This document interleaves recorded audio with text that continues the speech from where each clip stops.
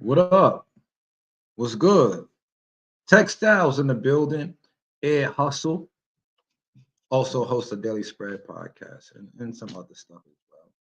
Yes, this is not sports related. The title of this particular piece of content is called People Party Tell Dani Robertson Jaguar is not a Panther. Sound like we're in a biology class or something, right? You know, the cheetahs, the jaguars, the leopards. Got me thinking about Thundercat days, man. When I was growing up, we had Thundercats. You might, I don't know, you know, you might be from before my era, after my era. In any event, I hope that you're having a great day.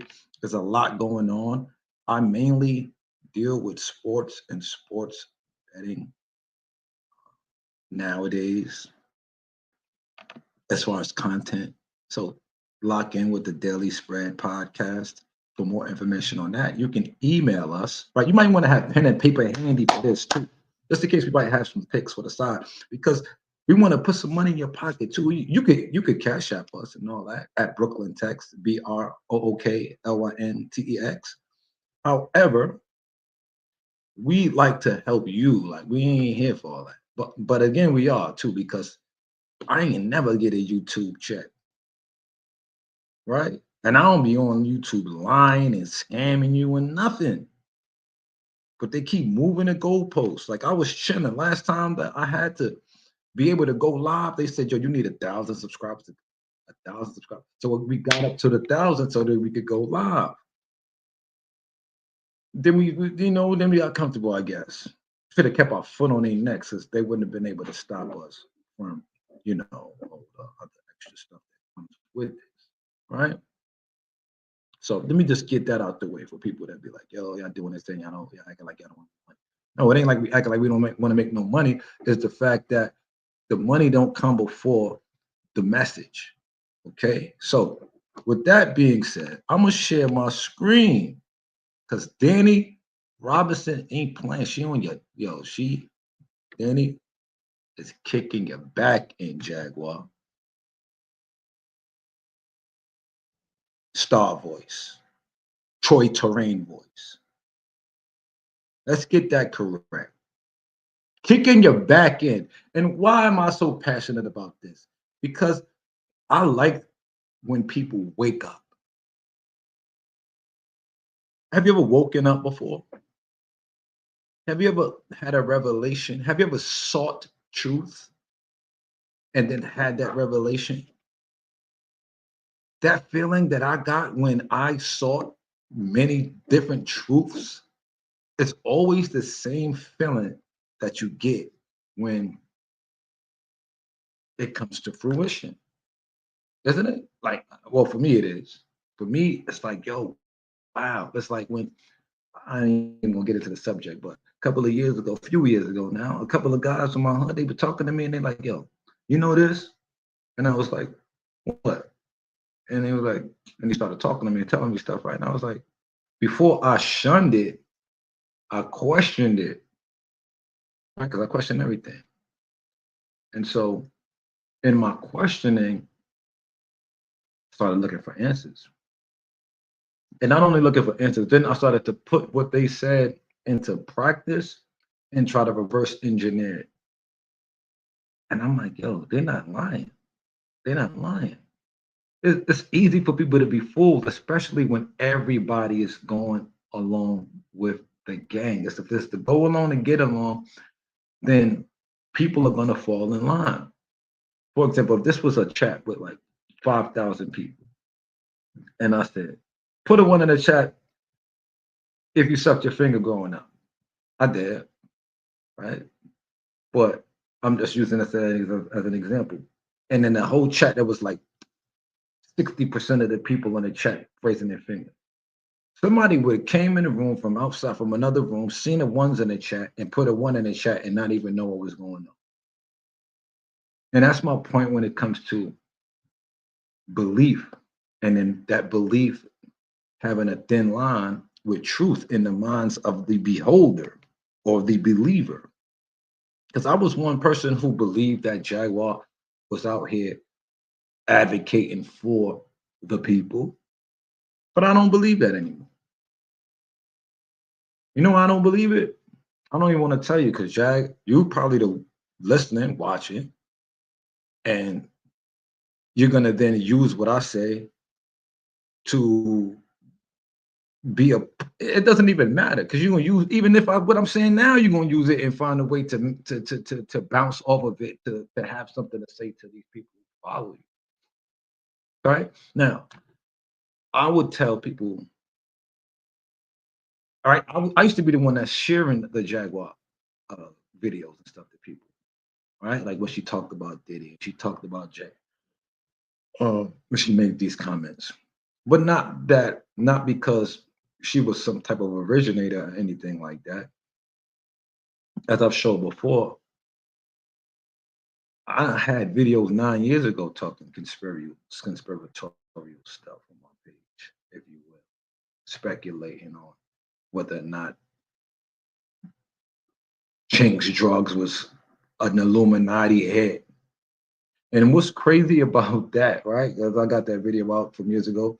A couple of things crazy about it, but I just saw on Spree, DJ Deep Freeze Sub Zero World News 1051 on YouTube, a video that he had from back in the days where he was around French Montana, who was connected to Diddy.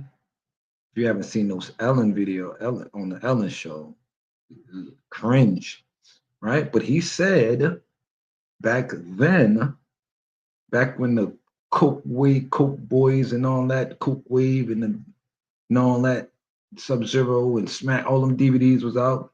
Eight of the Streets was outside. We were working our way to the streets. FGM TV. This guy said to Freeze, if I'm not mistaken, he said, "Yo, they're trying to get me in that Illuminati." Now it seems like a joke. Everybody is like, it's jokey joke. Like we take this stuff as jokes, right? Until it really start hitting the fan, or until Jaguar says it, right? Then it ain't a joke no more. But with that being said, if I would have saw that video, let's say a year ago, which was a video of French from say maybe 10 years ago at minimum, I would have probably shared that in the group chat that I'm in or something like that. And it's like an awareness raiser, right? But to take it literally all the time, that's when it gets a little too much until you start to prove yourself. Because everybody in the industry, to me, right now, is guilty until proven innocent for the most part. And it's not like everything that we hear that comes from the music industry, the entertainment industry is all bad. I don't even know if I believe that. But for the most part, it's not all bad. As I wasn't all bad. Listen, I'm a writer, a performer. Like I got a song on here. I got a song. I was just listening to it today. DJ K Slade, the drummer king, the biggest known DJ to say my name in the drop. You know what I'm saying? That means something to me, even though I was just a feature on the song. I was the feature on the song, but I wasn't just the feature on the song. Like, where's this record at? Let's go back. I was listening to Redman album. Okay, Kels. Listen to Kels. Listen to Freddie Gibbs today. Listen to some Sean Wiggins. Sean Wiggins is so crazy on the Helter Skelter Magnum Force album. Rock, Paper, Scissors. Last year, Graph. Salute the Graph. Shout out. Salute, Graph. You did your thing, boy. I worked with Graph back in the day, too. Like, not directly, but directly as a producer for an artist that had Graph as a feature. The artist came to me in confidence, wanting some help to land this feature. I said, yo, you come to my job, I go to the machine, go grab this bread, and let's make this shit happen. Because I believe in my guy. And we both love Graf. We know he's a tremendous rapper since we first heard him. So that was that. Now I'm all over the place, right? Because it's kind of warm up. It's still warm up. It's still warm because we ain't. It's not much to share. So I'm not gonna hold you too much longer though. I know, not really not. Just trying to see some. Roy Banks. It's crazy. Y'all don't know if you can hear this too good. Can you even hear me? Can you even hear me at all? Did you even hear me that whole time? Or was that just 10 minutes of silence? That would be crazy. In any event, let's start it. We doing it from here. From the 11-minute mark, we're doing a recap of whatever we talked about as much as we can remember. And we're going in for like 10 minutes. And we'll probably wrap this video up about the 30-minute mark. What's going on with you? You ready? And what up, what up, what up, what up? Textiles here with the Air Hustle Podcast on a Daily Spread podcast platform presented by Air to the Streets HD, curated by the one Textiles, aka Brooklyn Text. That's where you can send the cash apps to BROOKLYNTEX. The $ BROOKLYNTEX. You can send a donation. I'll shout you out. All that good stuff. All of the funds would be going to the textiles. No, listen, I'm not gonna play no games with that. However, Maximilian, I've been on the class from the beginning. Beautiful, Maximilian. I appreciate you. I was on mute on my end, so I was unclear. But I do want to say that there's a nonprofit in place with us. We haven't set it up yet. Once we do, I'll let you know. But there's definitely one in place. It's just not set up, structured properly. And once it's structured properly, I'll be like, yo, this is what we have, and this is what you can do. And well, this is where you can donate if you want to donate. You know what I'm saying? This is what the funds go to, all that good stuff. We ain't gonna play with it. You understand? Because a lot of the reason why I'm even doing this video is because this lady just makes up stuff all the time. And Maximilian, Max could tell you, Max a million under no one, UNO. That's my God for that. Word. He don't, and Max, you don't even know how raw that is right there. Right? UNO under no one. We international, man. Stop playing with me. Now, all right, so I'm doing a lot. Wait a minute.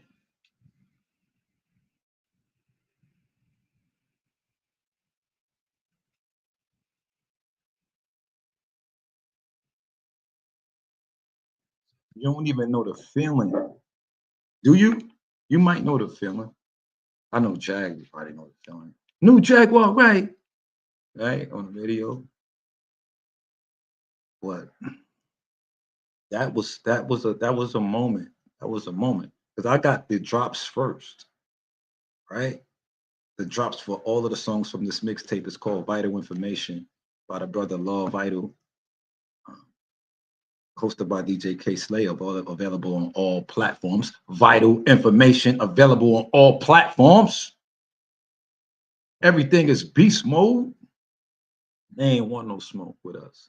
We earned that. We earned that right there. That wasn't no paid for. Yo, K Slay, I want your help. How much you need? Give him the bands and he gonna throw it. No, that was a showcase that he had. That we went in there and we took. And again, not to toot my own horn. Maybe somebody will interview me one day in the hip hop world.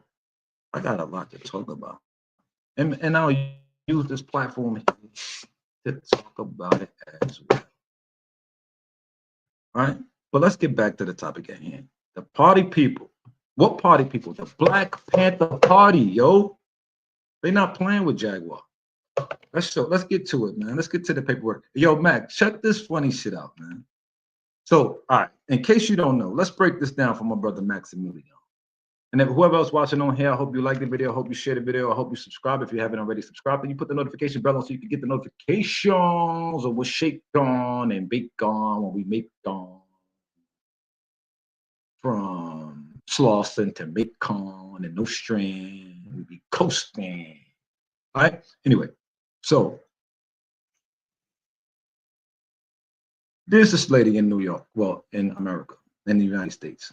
She goes by Jaguar, right? She used to sing back in the days, local spots on the come up with Black Lily. Black Lily was an event I used to attend every weekend. I used to perform myself, hip hop shows, open mics, this, that, and the third. So this was the energy that was in the city. We had New Yorkers, Poets Cafe. We had a whole lot of stuff going on in the city. You had training camp. You had end of the week. You had these events that I was getting known at. Like I used to perform, even though when I run in the big zoo from EO Dub, he never know who I am.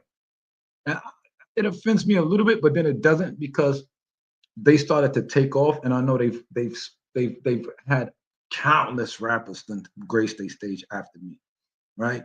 Because I was like in the first year or second year of EO Dub, and when they started the showcases for like competitions, I was out of there. I was more or less for the love type of rap. I had my bars when I felt confident. I want to go up there and spit my raps. I would go to these joints and I go share my point of view. But then they had the competition and they had one spot open. I think that was the first year they did it, and a dude named We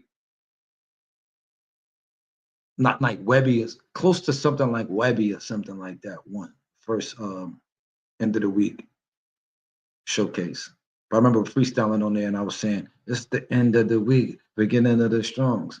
I remember another time I freestyle, it was like they would have the host would come up and it would be like 4 bars, 4 bars, 4 bars. And I kind of stole the show one time. I remember that because it was like some shit on the candles, on some shit on the birthday, blow out the candles, and it went crazy, something like that. Yeah, so I've had moments on stage, multiple moments on stage where my presence was felt. I was on stage with the Roots, my presence was felt. Like I got crazy. Like I could really rap. I'm a humble dude, but I can really rap. But it's just a whole. It's like Bruce Banner and the Incredible Hulk. Once I get in that vibe and get in that energy, it's like I almost can't control it. So I be staying out of that element because to me, I don't like the vibration that I be on in a lot of cases. So I gotta raise my vibration. If I'm gonna really write and create new music, I gotta really like have a positive frame of mind.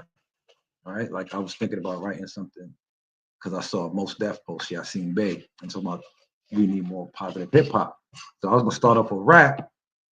Like if Mo start a label, if Mo start a label, I'm gonna make a demo. You know, something like that. I ain't even had a rap to it. I just had the thought. So I'm saying stuff to y'all right now that I didn't even say before. Like it's literally when I was gonna start a rap like that. Like if Most start a label, I might spit some rhymes because we really gotta change the time. This is off the head. I'm just spitting to you so you can see that I really do what I say that I do. You know what I'm saying? All right, but anyway, I got something here that I want to show you. So if you stick around long enough to see it, beautiful, because we're about to show it to you. Put a 1 in a chat if you want to see a receipt. And why would you want to see a receipt? Because it's documentation over conversation every time with me. Now, I was on Clubhouse like 2 years ago, maybe 3, with King Los, one of Diddy's acquaintances. Friend is a word that may be overblown. Uh, Business associates of sorts, right? Or employees of sorts, maybe, or something to that effect, right? He's written songs allegedly for Diddy, probably most likely has written for Sean Combs. Also worked with them on the MMM project that I particularly liked. I liked a lot of the Money Making Mitch project by Diddy. Styles P was all over that, going crazy, right? Real bad man don't cry. Plop, plop, plop, plop. Set my lips on my thigh. Push a T on there. That joint goes crazy. So I'm saying all this to say what? This is all filler talk, man. Because I got some receipts, and it's just one receipt. Where's the receipt? Share the screen. Dani Robertson. She be kicking Jaguar back in, bro. And salute to the side. You're gonna see my subscriptions on the side. Y'all feel free to subscribe to anybody over here. Y'all see. I'm gonna curate. I'm gonna go audit this, I should say, to make sure that I'm not just like following. Because like I don't know who this cat is, but I think that he's a goof. I'm gonna have to double check and maybe unfollow because I think that's the goof. But that's neither here nor there. Salute to Razor Sharp Picks, Razor, on the horses, man, and all kind of sports plays. Okay, so this dude, I don't know, but he does streaming. I'm seeing here, and he's talking about the diddler. Okay, so yeah, I don't know. He's still. Oh, he's live right now. Okay, what is this on the poll? What's going on?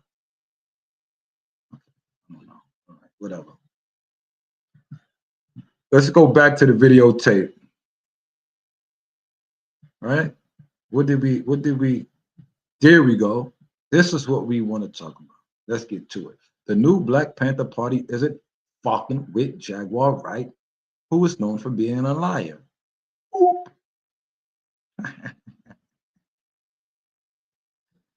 Danielle. So Danielle Robinson sent the message out to the admin of the original Black Panther Party. And of course, you see it says here Jaguar Wright is weaponizing the Black Panthers for her own agenda. She's acting like she's in charge, and then of course it goes on to say more. Where does first? Let's deal with first things first.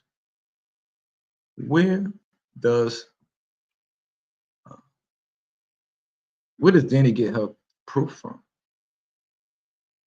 Any takers? Anybody know?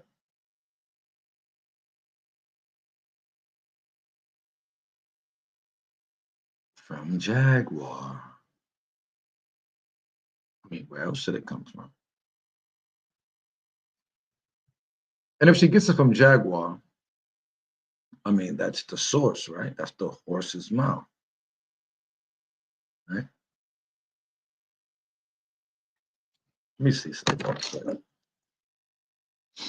I don't know what it is. I gotta take a look at these lineups. Vicky, can't you see?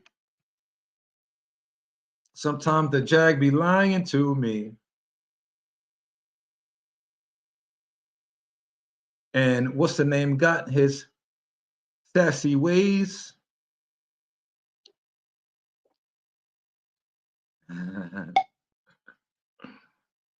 Odell, you set in the West, and that's okay.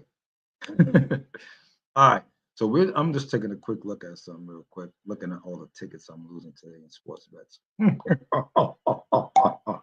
But Denver is kicking ass. Oh, Dusty. Denver is kicking ass. The Jets are kicking ass. So we're looking all right. We'll be okay. We'll make it. Yay. And then there's more action to come to. What action? Oh, basketball is on. Where am I? Lineups. All right, I'm here though. I'm here. Stay with me now.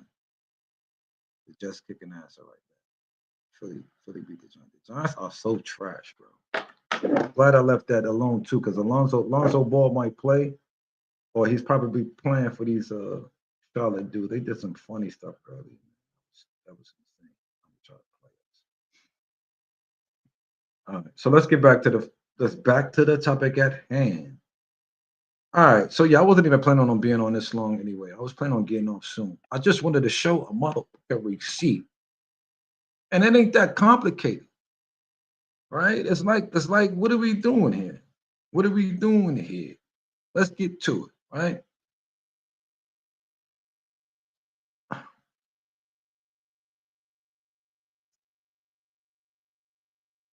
Admin. BOP, official Black Panther Party. Huh. Good day. The sister Jaguar Wright is being sued for lying for defamation. So if this is the case, if anyone believes she controls or has any of the original Black Party, pardon me, original Black Panther Party is completely insane. Wait, let's reread, right? Because this. Good day. The sister Jaguar Wright is being sued for lying for defamation, for lying or defamation. So if this is the case, anyone, wait, okay. So they're not saying that they're suing her, they're saying that she's being sued. They're not necessarily saying that they're suing or they're not suing her. They say that she is being sued. So this is a claim, it seems, although I don't know if of its validity. Is she being sued by the Black Panther Party or is she being sued by someone else? Um, I don't know. That's what I'm looking to find out. However, let's continue. Uh, she's being she's she's being sued for lying or defamation, which I could see if he's not talking about, say, it's coming from the Black Panther Party, right? With her saying that she didn't say what she said about John Carter doing this to me, and saying that that was AI, and she won't be able to ever prove that it's AI because it wasn't AI. There's countless people who heard it live. There's the Twitter timeline that, when was this, May 19th around or so? Like it's so silly. How clownish could you be to still believe after all that? Like if I go to you, if you say, yo, it was AI, and I say, so go to Instagram, go to Twitter then, right? And you say to me, so go to Twitter for what? Go to Twitter to look for the day when she said what she said, to see if anybody wrote that Trevor Green did something to Jaguar. Go look on Instagram, look on Facebook, look on Twitter, look on MySpace, look on Black Planet, look on YouTube, look on Bigo, look on TikTok, look on Pinterest, look on OnlyFans, and see if anybody says Jaguar Wright accused Trevor Green of SAM, and you won't find it. But guess what you will find? You guessed it, manifested intangible goods. Jay-Z voice. And I'm not a defender of Jay-Z, man. You know what I'm saying? It ain't like I'm a defender of Jay-Z or nothing. It's the fact that I am a defender of the truth at the beginning of the day and at the end of the day. That's why I had a falling out with her cohort, just Delulu decisions and denunciations, right? Because we were all good. We were chilling. I was like, yeah, Jag be saying some stuff. And I never took it all too literal. Then shit really started hitting the fan. And then it was like, wait, so first off, there was something that I had texted that young lady, right? And shout out to the Islanders. We needed them too. We need the Islanders today in hockey. I texted that lady Just D, right? Because she was in my DM. She probably blocked me on. I'm gonna find it though. I'm gonna find it. Yeah.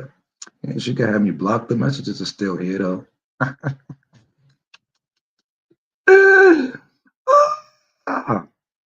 So, and we could go scroll all the way back. Scroll all the way back to the beginning. November. Oh, the earliest I'm seeing is November 21st. So I'm looking, going back and forth, talking about different stuff, whatever. It's mainly voice messages. Then she hit me with a on the 21st. I hope you're doing good. Tonight I'm going quickly over LeBron and then review the Trump Bible. Right? She said Trump got a Bible and this and the third, whatever. All right, cool. Listen, I'll be up late night doing work, right? And so when I'm up late night doing work, I'll be in front of my computer listening to stuff, right? So she'd be up late night talking and stuff, and I'm like, yeah, okay, it's cool, shit, you know. That's why I started jumping on the panel with different reasons, different things. I might feel like, yo, I'm typing too much. I might want to say it, so I jump on the panel. So I'm just scrolling down to get a timeline of this stuff right here. Glad you're doing well. But born is the 23rd of November. Right, this was just in November, 2 months ago. The end of November at that. Right, I'm live if you can join. So she's inviting me to the live on the 24th. Right, I'll tune in when I get back to the lab. Is what I told her. Right, this is all I'm reading the messages. I'm reading them. I shared with her something that I posted on the 25th, sports play stuff. Because that's what I normally be doing. And she said, I don't understand because I only know about basketball. I used to play in school. I'm a good girl, blah, blah, blah. All right. She shared it during her live. How's my day been? Great. So we have a conversation, right? Sound like she kind of talking a lot to me, like, you know. All right, good to hear. Make sure you eat. I must have told I was hungry in that voice text or whatever. Bless. Take care. Some business. Blah, blah, blah, blah, blah. Wait a minute. So wait. Go to newest messages. Let's see. Okay. Oh, so whatever that was. All right. It was okay. It didn't show me the newer messages. So now I'm there. Okay. All right. Prayers up for Wendy Williams. She didn't respond to that when I sent that when Wendy Williams said got in the stuff. 4'9" in basketball. What's my sport? 4'9" is that's interesting. 4'9". Wow. Okay. So here we go. On the 26th, right? Because we were talking, she and I, the just chick, we're talking. It's like the early 20s of November. And so she's going in on LeBron James. So I'm talking about LeBron from the perspective of how I see things with LeBron. And I don't know Jaguar to talk about LeBron. So Jaguar's the oracle for this shit, where she talking about LeBron and that tattoo on his chest. I don't think she want to talk about tattoos, do she? Oh, crazy. So I said, LeBron got this tattoo on his chest, look like the Boule tattoo. Is it the Boule tattoo? I don't know. So she's talking about the Boule. And then talk about the Boule, I mentioned Steve Coakley. She's like, who's Steve Coakley? And in my mind, I'm like, if you talking about the Boule and your ass don't know about Steve Coakley, it's time you learn. No disrespect, because there's always a first time for everything, right? So we got the sharing on that, right? But before we even get to that, there's this video on the 26th. I'm gonna click on it to see who made it, right? Because Lionel, I forgot all about him, but he made this video on that day, right? About a month ago. And it was just strange to me because at this time I'm like, I didn't really know him, I wasn't familiar with him. I'm like, damn, he had a lot of subscribers, a lot of views. I heard his story through Natanya Rubin. Natanya Rubin, I come about finding out about through Jaguar Wright and through so which although I remember their story from back in the day, the more her name started to permeate through the ether, the more I kind of gravitated towards it in the last couple of months of 2024. She popped up on somebody platform. Then I went looking for her, and then I found the channel, and I liked the energy on it. She shared the video from the officers who were there or who had to deal with the scene that she got shot at. And they mentioned that it wasn't just Sean's gun that went off, and that made me feel away. I'm not gonna hold you. I was like, damn, all of these years we've heard this particular story and never knew the whole story.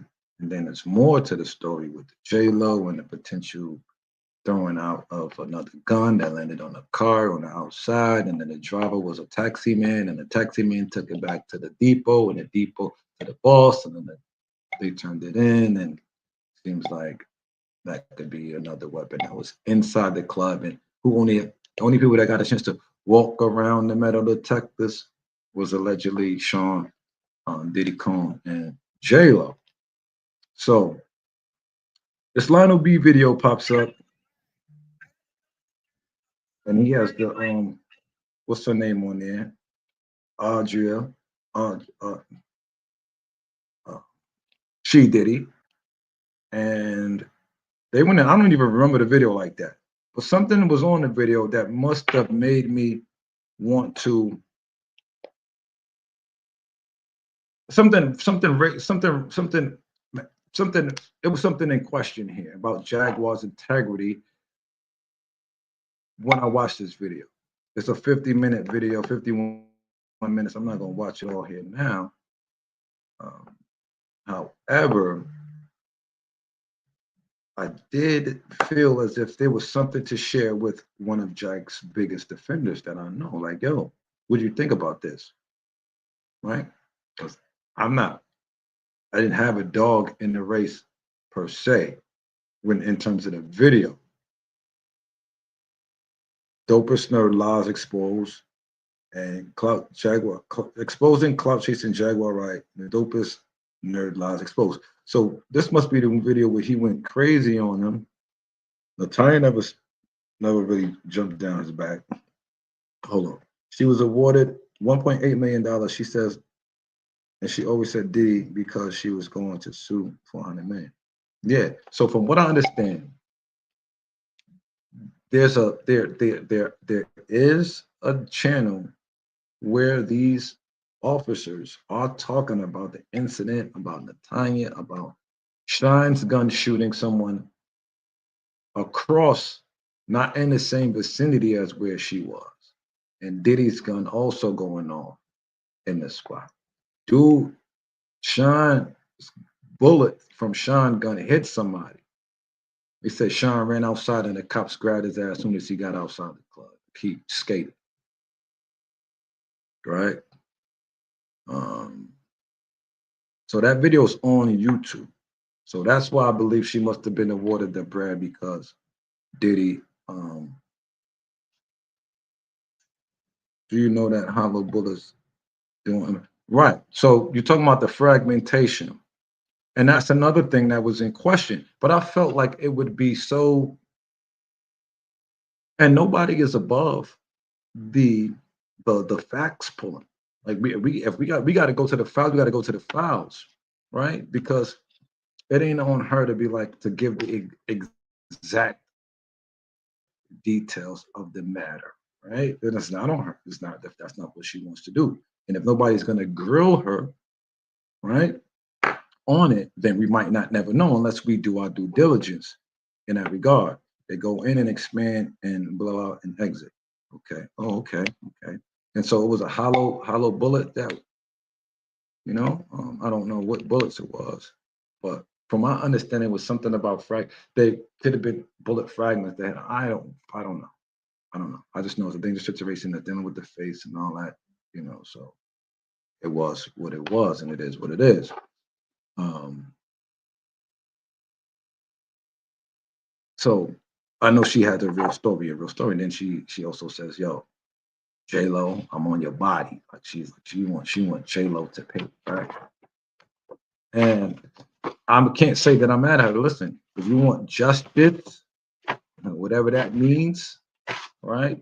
Because at the end of the day, it's usually money that people are coming for, right? Like if you think that you're hurting somebody's pocket, but you don't know what people got going on to say you can hurt their pockets or not hurt their pockets. It's about whatever it is, it is what it is. I'm not here to judge that. I can't call it. However, what I can say is that when it comes to information like this right here, Jaguar Wright is being sued for lying or defamation. So if this is the case, anyone that believes she's controlling or has control of the original Black Panther Party is completely insane or misguided in thought. Now it's a lot of now it's a lot of formations of Panthers, and she may or may not have a group of them that are camera hungry and they agree to do whatever. Speaking for the original Black Panther Party, we have nothing to do with her, right? Okay, so don't fudge the truth, Jaguar, right? It's like, so with her saying she's Black Panther, I wouldn't be the one to argue that. Although, of course, what we're seeing here, the God says she's not, right? But here's the thing: if she says that she is, then it is. That sounds a little AT2-ish, right? Like, let them lie. And that's not what I'm saying. What I'm saying is like what he said. There's a, there's a, there could be groups of Panthers, just like the Freemasons, right? There's the Scottish Rite, the York Rite, and but then there's little subdivisions as well, right? And someone could be like, I'm a Freemason, but they could just be part of a subdivision group and never really had an initiation or something to that degree. So, like Jack, she could be a Black Panther could know her and could talk to a group of people and they under him and they think they all Black Panther, then she could be a part of that and then say I'm a Black Panther, you know. But at the end of the day, we know she's not a fucking Black Panther. You're not a Black Panther, you know. And that's what I was looking for. Like, I'm glad we just read that clip, but she's not a freaking Black Panther, bro. You know what I'm saying? That's like these guys out here, they be like, Zulu. You don't hear that shit like that no more because all of the craziness that's around the Zulu Nation. But years ago, I would hear people say, Zulu. They would have an African chain on and be like, I'm a Zulu.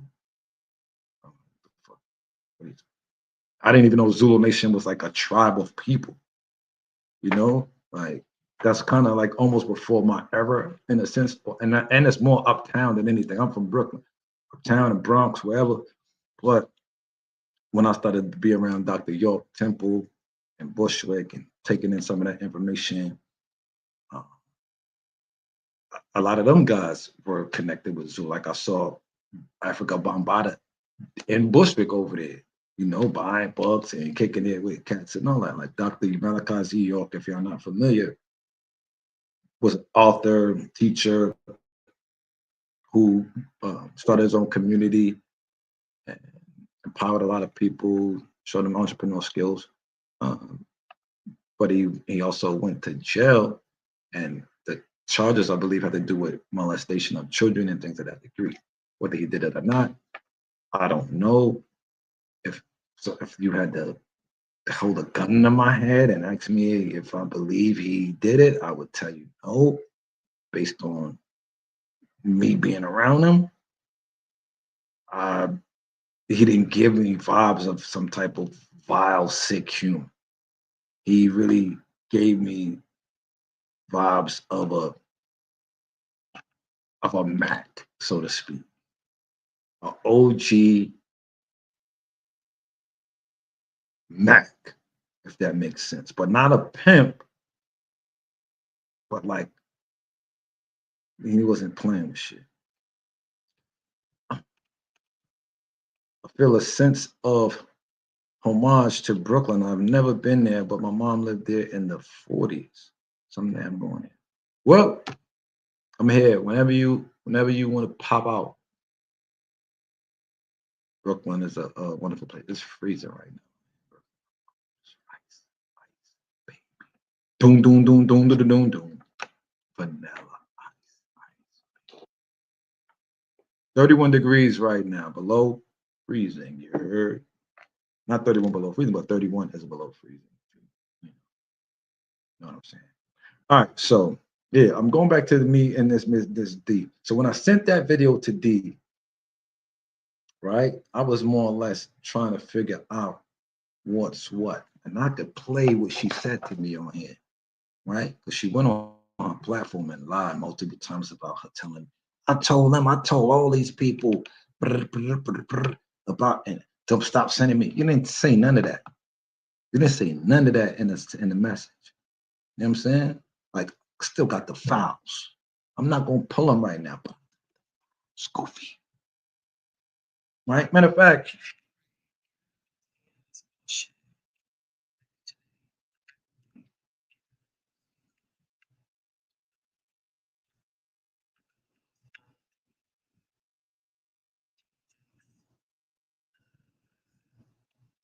did you hear that?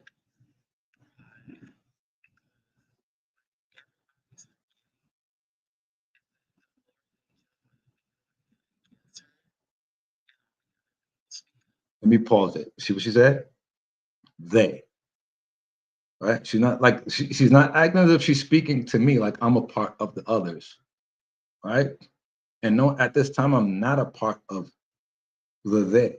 In my mind, I'm all for truth. And if I believe that Jaguar is on the side of truth, then I'll speak from that point of view and I'll share content from that point of view. When I saw this video by Lionel B and he had the what's her name? She Diddy on it. Whatever was on that video started to shake the tree a little bit. And I was like, wait, whoa, wait. He might have had some points on there. I don't remember. Right? Right? The Avengers and and stuff like that, right? But did you hear her talking? Did you hear her?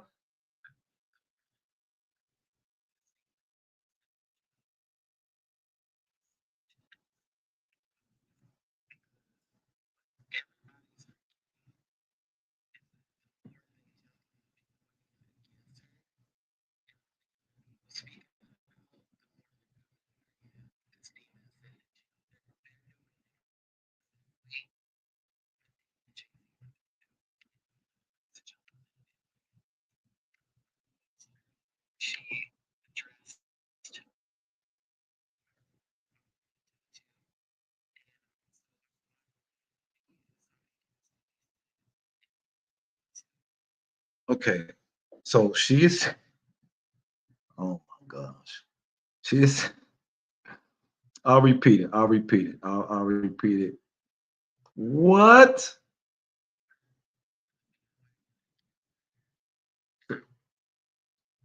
So she said, so because it's oh my gosh. It's the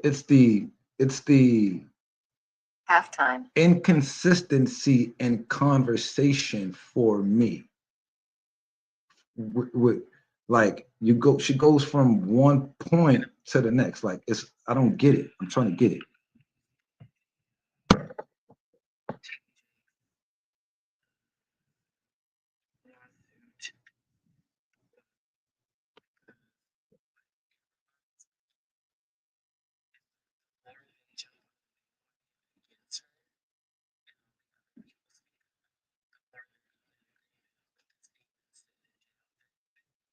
Okay. She says the more people jump on the bandwagon with what they're talking about, the more they're doing what that demon sitting in jail wants them to do. She lost me right there. What does that mean? Let's try to break it down. Speak of the demon, I'm assuming she's talking about Sean Combs. He wants the people to denounce Jaguar, right? I don't think he gives a rat's ass about Jaguar, right? Do you think Sean, Puffy, Puff Daddy, P. Diddley is thinking about Jaguar right now?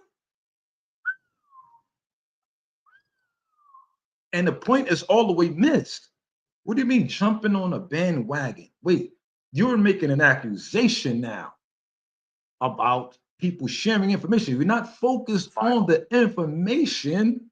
We are focusing on the action, and you're focusing on your reaction to their action of just of sharing information. If you don't believe Jaguar, you're for Diddy. What? This is craziness. This is crazy. That's pretty much what that's pretty much what it is, right? It's like, wait. So you put me in a position to now you try to mind fuck me because you basically, you put me in the position. Wait. Oh, Diddy. Oh, if you were Diddy. Oh, no, Chad was right. What? No, that's not how that shit works. So let's continue. Listen.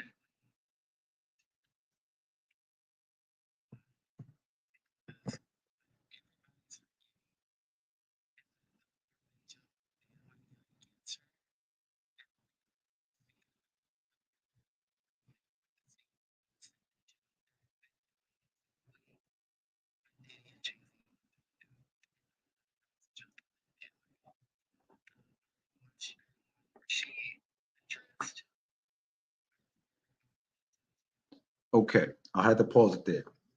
I already went to a whole nother subject now. I already watched the live where she addressed her former Baphomet tattoo. You get a Baphomet tattoo, my God. Ain't no coming. Is there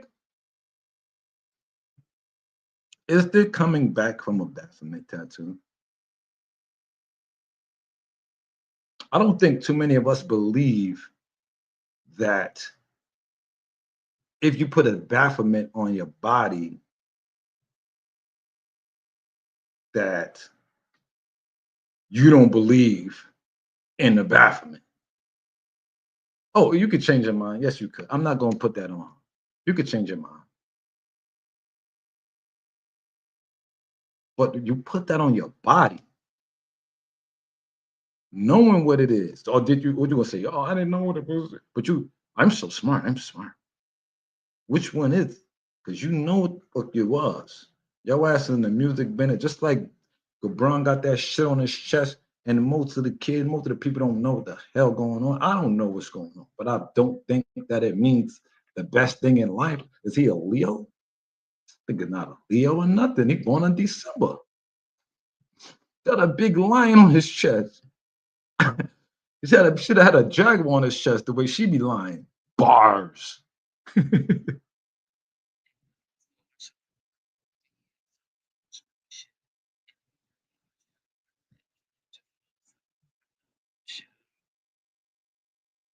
Okay, so that was the first message. Second one made me laugh. I don't know why. Let's see what she say here.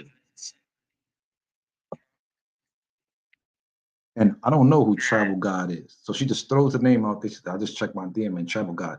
I don't know who that is. I don't know who that is.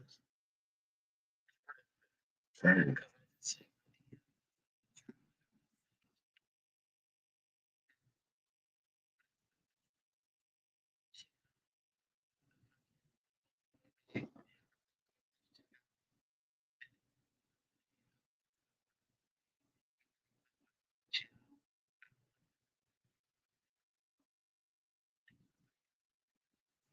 Halftime.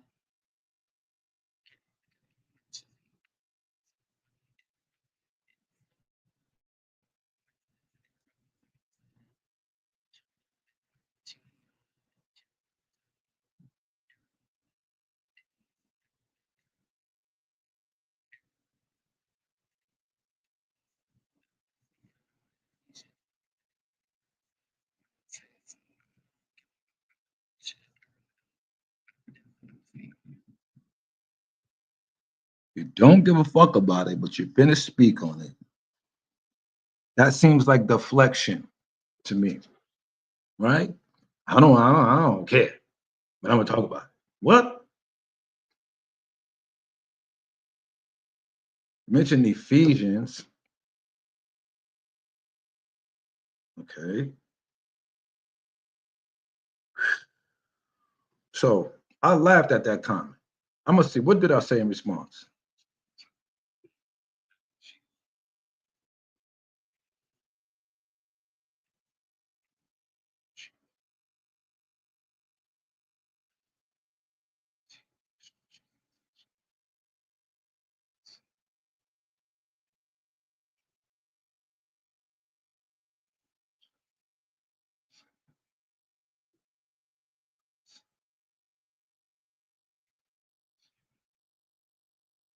All right, so I told her that I was watching the Tanya video, or what have you.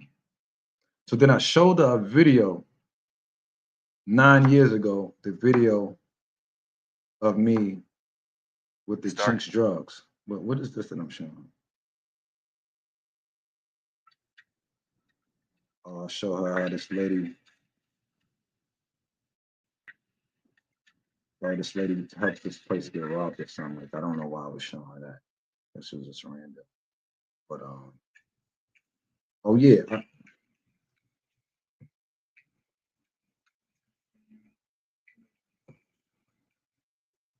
Now this was moments after the talk, right?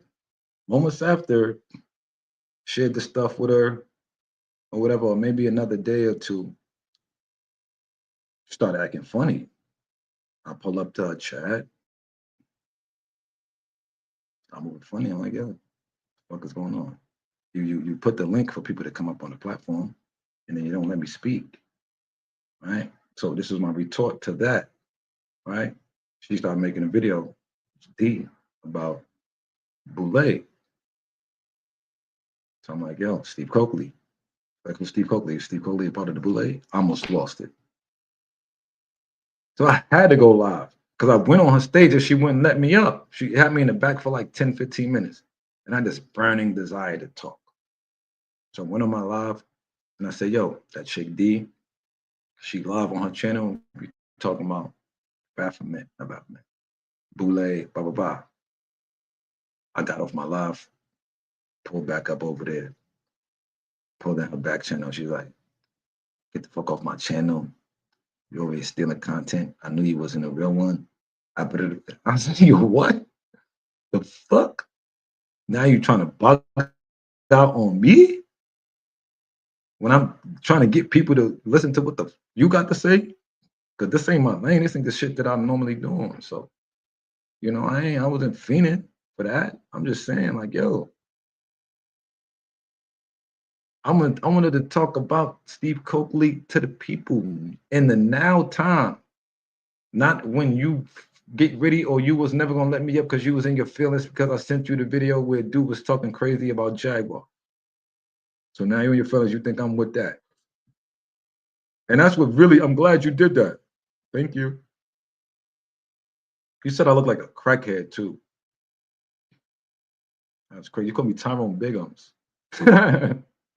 I'm not mad at that. I'm not.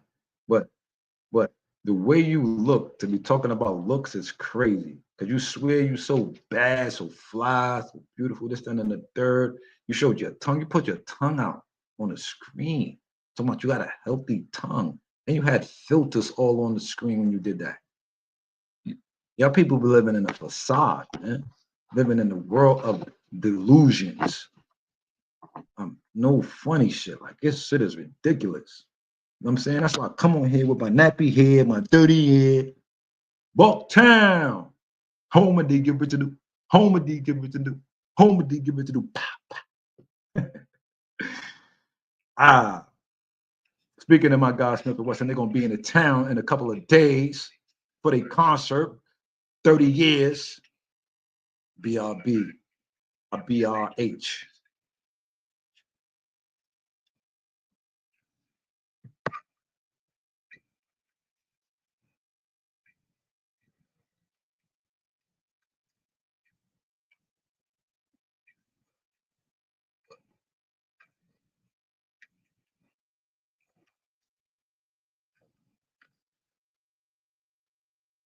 So as you can see, I left a punk ass a message telling her, ain't nobody try to steal your content, gang.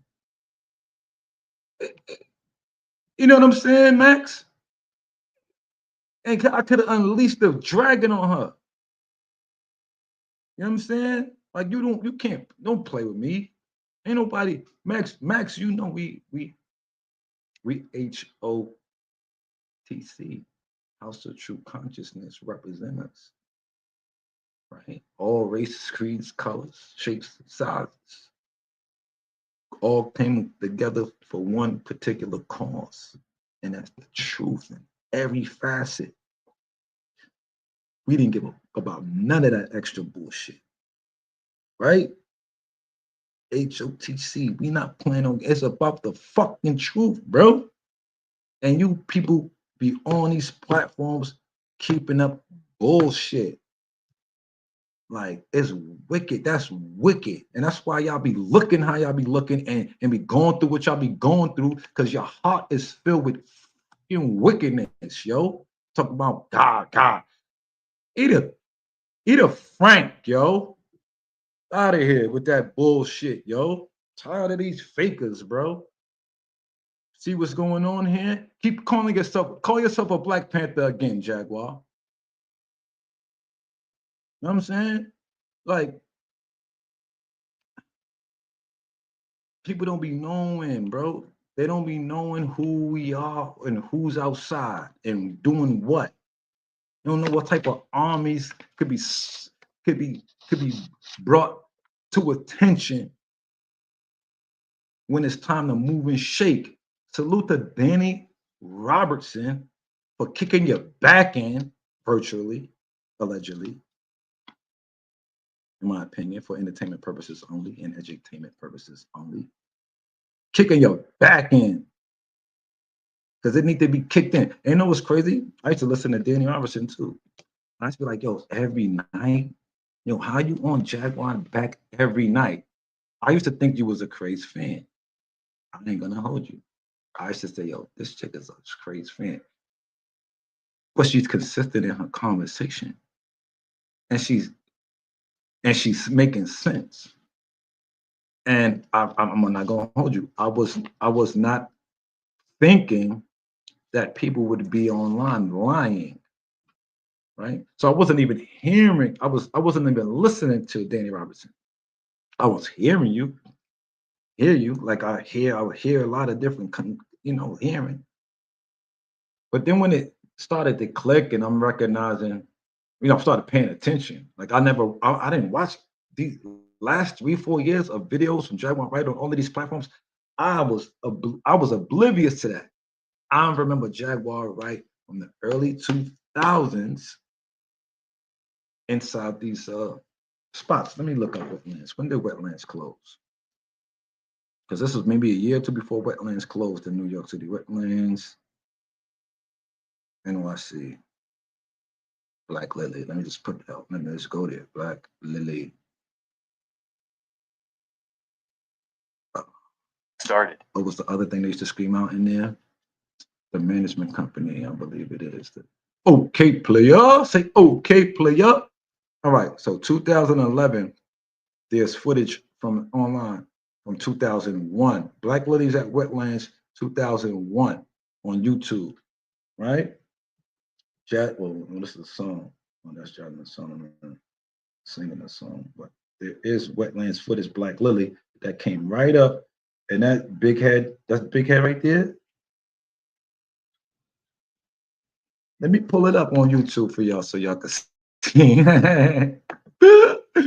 Right? Final. Let's go there. The game ended.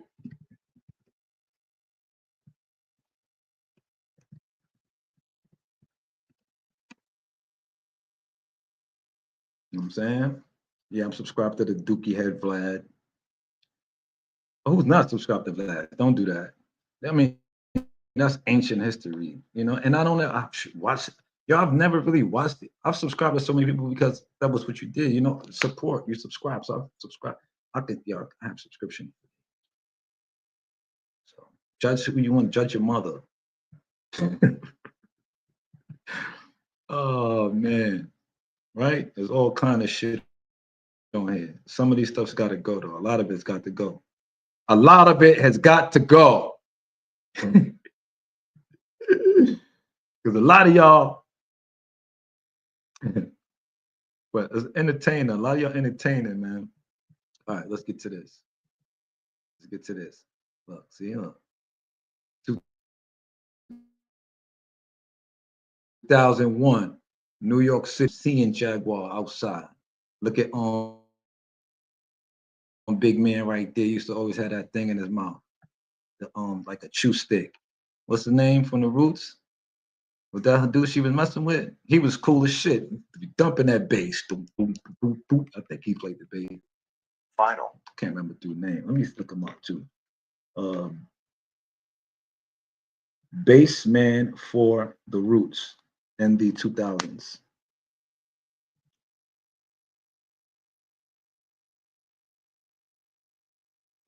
Now you want to listen to my voice, right?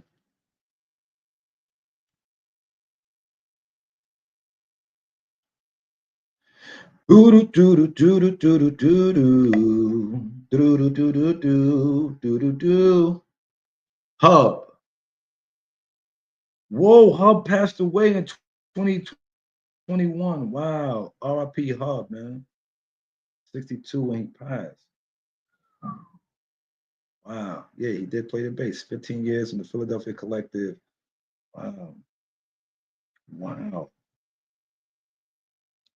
It's snowy out here. I think that has to do with the poor connection, man. And it's a million tabs open as well.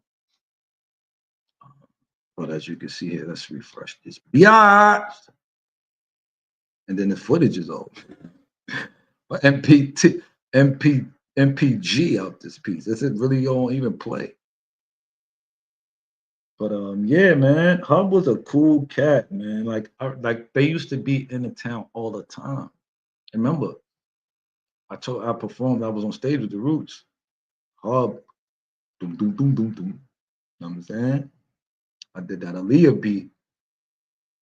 Black Thought. You remember that? Remember when y'all held the show? Where was that? Was that at Wetlands as well? I believe it was Wetlands.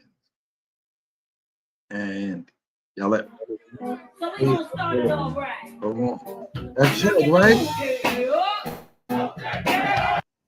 Okay, player. What did I just say? Yo, I never seen say okay, player. Telling you, son. This is where I know her from. This is my whole point. That I know her from this era, not from her making videos and claims about Jay-Z doing this to her and her being at the parties with Diddy and her in the back in the. She said, yo Max, this chick said her and Jay-Z did it in the closet, in the broom closet.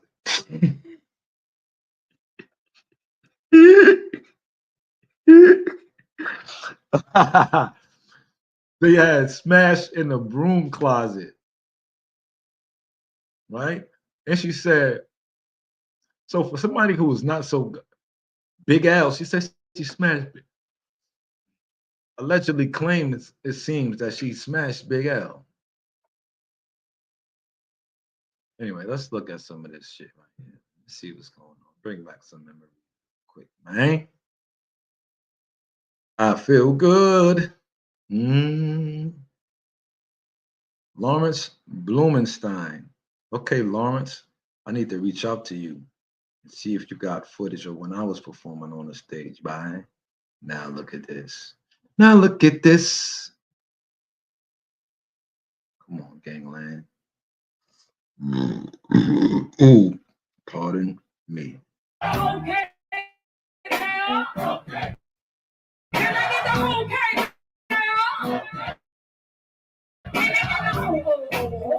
I'm probably.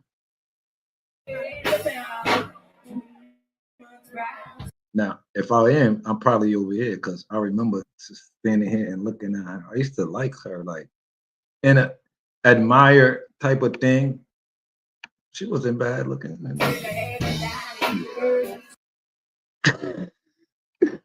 Can I speak my truth? People can speak their lies on here. I'm just telling you the facts. At least as an artist, I did. I can't say that I was like. I remember she had her joint used to look heavy, and yo, Max, could you imagine they doing the tour, and then Jay-Z gonna sneak in the closet and smash the joint in the closet. Then she says Big L is better than him. So you're doing all of this craziness with him, but then you said you was with Big L and Big L was with him. Big L is better than you.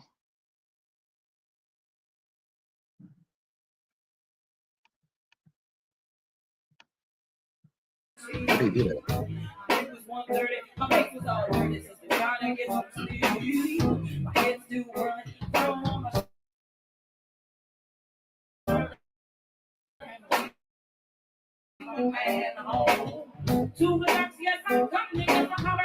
Salute to the teacups that we had back in the early 2000s. Them teacups was everything.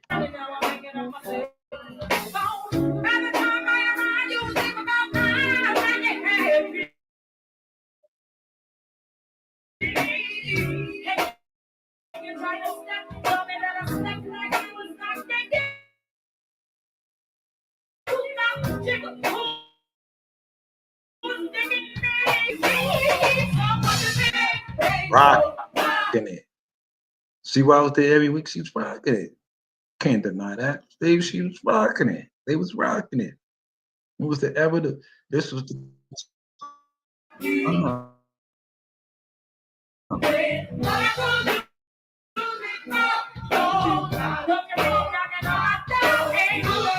I am looking through the crowd to see if I see me. I'm not even gonna hold you.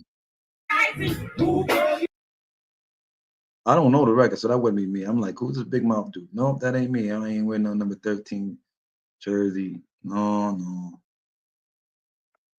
Ooh, girl, you done fucked up now. You're really fucked up now. Come on, hit it with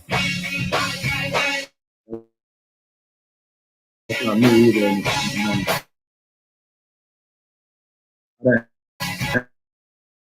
I have long hair, but I can't.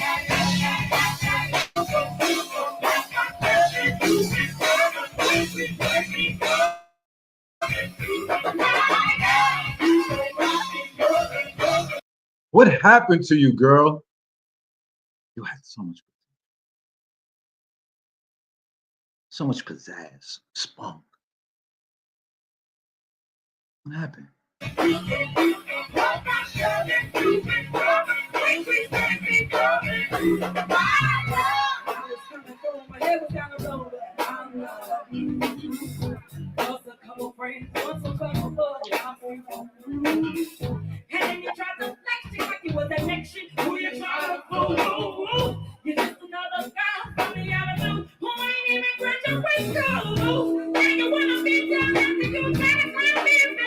And this is why when I say she can't sing no more, because she don't do this no more. Too much fronto, too much grubber. Good at her craft, right? She was great. She was very good. That way better than now to me. I haven't really listened to too much of the newer. But when she be on these stages and start, yo, it's not that. This era of voice is stronger, in my opinion. Before or after 9/11. This is this is 10 years before 9/11. Wait, 9/11? Wait, what happened then? What year was 9/11? I don't remember what year that was, bro. Like, what year was 9/11? 9/11. What year was that? September 11, 2001. So that was, oh shit, the same year. I would believe that this would be before. I thought I had to double check 2001 because, yeah. But I am going to say before. This would be good to look in the chat and see. Interesting. Good observation there, Maximilian. Well, I'll write it in here. Let's see. Maybe we can get a reaction at some point and revisit it in the future. Was this before or after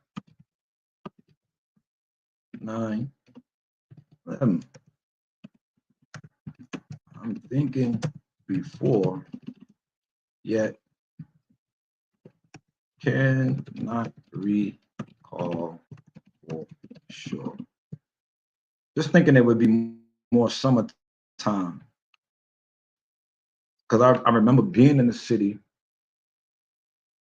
at a place called APT. Let me look that up too and see if there's any write-ups of that. APT nightclub, NYC, 2001. Yes, I was outside in 2001, outside in the clubs. Rich Medina discusses. Okay, so there's Rich Medina talking about. Oh, I'm gonna share this to my Instagram wall. Okay, so there's a video. Uh, Rich Medina talking about the spot. Let me look. Let me look and see. Wow, this is really cool. Sounds like that was a cool thing. APT was absolutely the one. Says someone else here in the chat. Wait a minute. Wait a minute. It just went away from me and started some whole other stuff. So I was at APT. My whole point of even bringing ATP up, APT, which meant apartment, was that I was in that club. Yeah, people look more loose and not traumatized. Right. I believe this was before 9/11 because I think maybe it's without a doubt before 9/11 because that place is in Lower Manhattan, and it would have been it wouldn't have been able to be used in that same year. Not at all. I doubt it. I'm not 100% sure, but I'm 90% positive that this had to be prior because this is wetlands. Let me see. Let's pull that up right quick too. Wetlands, NYC. What street was it on?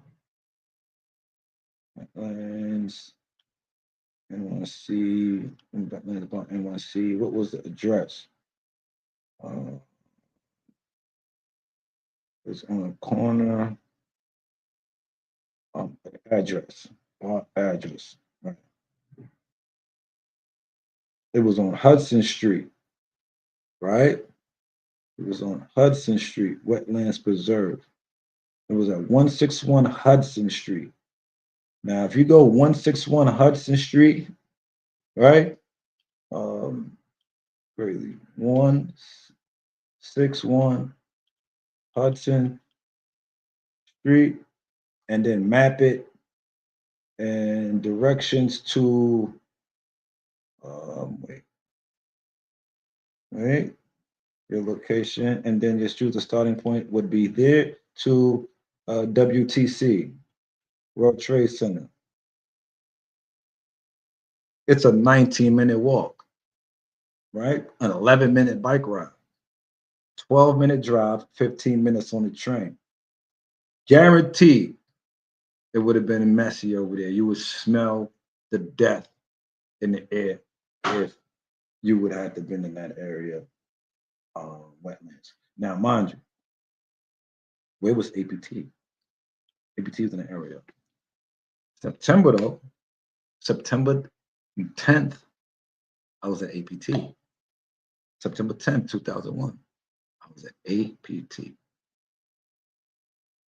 Left there, it was maybe been the 11th when we left there because we could have left after 12, but I don't remember that spot being a spot that stayed open too late. And I do remember going right back to Brooklyn after that. I was in the car, my homie, I was sitting in the passenger seat or maybe in the back seat. And what I remember about that day or that night, that drive back, is that we driving down the west side. You see the towers, right? You see the bases of the towers because you're in the car, you're driving, and they're so tall, you see the bases. And I said to myself, I'm in Brooklyn, or I'm a New Yorker, and I have these structures around me every day that people travel far and wide to visit. And I felt like as if we take them for granted. And I said to myself, like, yo, I think we really take these things for granted. Something to that effect. And I looked up. Yo, word to every this shit. I'm not gonna do that. But I kid you not, yo. I don't know what that was, but I for sure I don't gotta make this shit up. But I just don't like even talking it now because now it makes me feel like I gotta look into it. I looked up at them freaking towers, yo. And the next time I saw them towers, I was being awakened out of my sleep to look at a TV screen. Okay. I had a phone call and it was like, yo, you see what's going on? No. Yo, Max, shit scares me, bro. Shit really make me emotional right now. Real talk. Like it was so surreal. Like I remember I'm still friends with the guys that I was with that day. We've been friends since childhood. We were in our what 20s and in them times, late teens, 20s, things of that nature. I don't know what was going on in their minds. I want to ask them. I need to talk to them and ask them like what was going on in your minds that night when we left APT. Did y'all think anything? Then maybe they thought something. Maybe they thought nothing. But we left the city that night. We drove past because see, and I'm looking at the map. APT. Oh my God, this is so ill. APT is on Hudson Street on the west side of Manhattan. To leave from there to get to get into Brooklyn, normally you drive west to the West Side Highway, the western coast of the island of Manhattan, and down straight down till you get over to where you can with canal areas or whatever to get to the bridges because the bridges are on the east side, connected on the east side to get into Brooklyn. Brooklyn is east of Manhattan. And in order to get to that, you got to pass the World Trade. And boy, could you believe that shit? We drove down, we driving down, and as we drive down, Allah said, look at these joints. And in the car, you can't even see the top. It's not like I can see the top, but it's like, let me just put eyes on it. Because I got family that came back. I had family that worked in there when and the first one happened, and then I believe it was in the late 90s. I had a cousin that was working in the building. And I wanted to make sure she was safe. She was safe. It wasn't too crazy. That first one, it was like a test one, I guess. And then when that one happened, this one happened, it rocked the nation, it rocked the world. I was asleep still. I was still asleep when I saw what looked like a building on fire. Now we segued into something different, but it's still related. I'm glad you brought that up, Max, because it's all connected. It's all connected at the end of the day. I'm gonna make it connect. You know that. I'm gonna make it connect. Right? What is this? Where am I? Black Lady Jaguar. Let me go and look at this joint real quick. Wetlands produced by Larry Blumenstein, Video Productions. Contact Lou. Yeah, I am going to email him. I'm going to call him and see if he's got that footage of me bugging out on stage with the Roots. Because if he does, that would be golden. Golden. Those were the days, Jaguar. Right, 6 years ago. Loved going to this every Sunday, seeing her Flo Brown, Jazzy, seeing her Flo Brown, Jazzy Fat Nasty. That's right. That's right. Jazzy Fat Nasties used to rip that shit. I used to love that.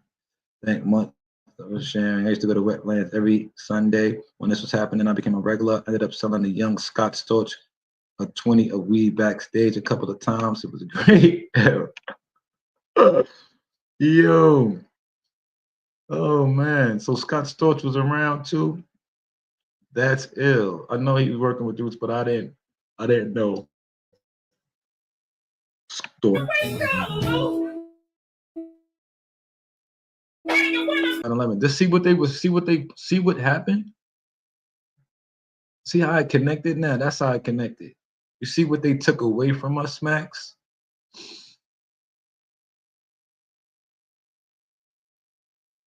Mm, mm, mm, mm, that hurts. Because this was a crazy time, bro. This was a crazy time and a beautiful time at that. You know, again, the city was buzzing. It was changing because you had Giuliani, the mayor, who got rid of all of the smut from Times Square area and so forth and so on. And as a growing young man who was too young to engage in all of the craziness when it was really, really moving and shaking. When we started becoming of age, you're like, yo, what's going on? They trying to shut down all of the stuff. Boom, boom, boom, boom, boom, boom. So with us knowing now today, alleged inside job with this stuff, how does it not seem like they stopped this from happening? Because does this happen anymore? And if so, where? Show me. In New York? Where? Where? This shit actually this shit actually tweaked me right now, bro. I feel so much, in my Costa Ricans call it rabia. I think this is what they mean when they say that, like rage. Like, yo, y'all took this from us, bro. Created this division, and then more recently with the C-19, staying 6 feet away from the next man or woman or child, whatever. You couldn't even talk to a young lady like outside. You didn't know what they look like for. Yo, I used to say, yo, listen, take your mask off. Can you take your mask off for me? The fuck? Insane, man. Insane, bro. Bruh.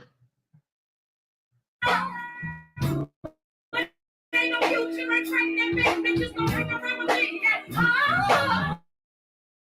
Gotta make music. Gotta need some music. Yes, I'm doing fine. And I'm still gonna get up and I see the same thing. I'm gonna be handsome, but the baby is a game. Ain't nobody playing by the place anymore. Don't you think I'm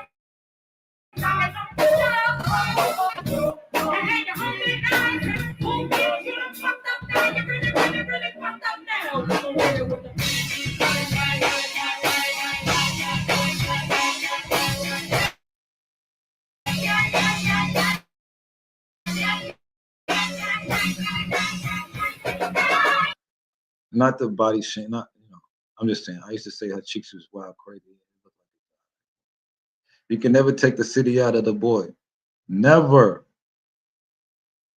Nah, man. I'm telling you, man, Max. You can definitely take the boy. The boy. The city, nah, will never be out of me, nah. No matter where I am.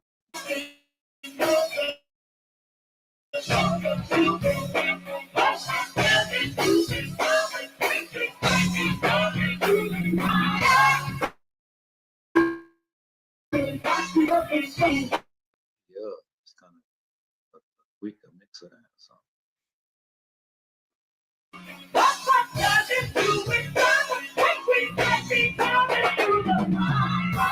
Now, basically, at this point in time, the song was pissed off. Why you happy?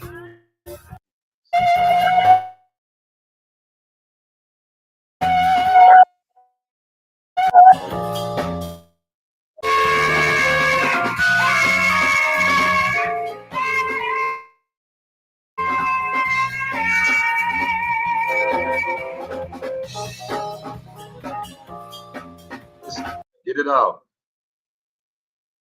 I don't know who that is. I don't call by name. Okay.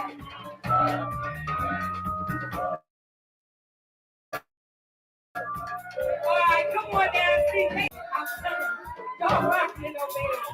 And so y'all get this down. All right, I'm finishing this.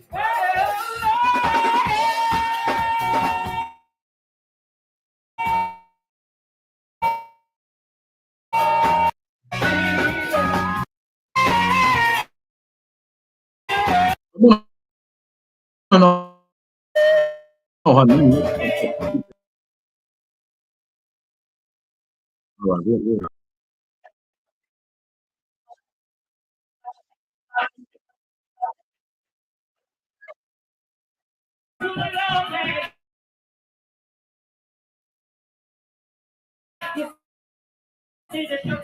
Textiles. I'm about to say, wait, no. We wasn't like.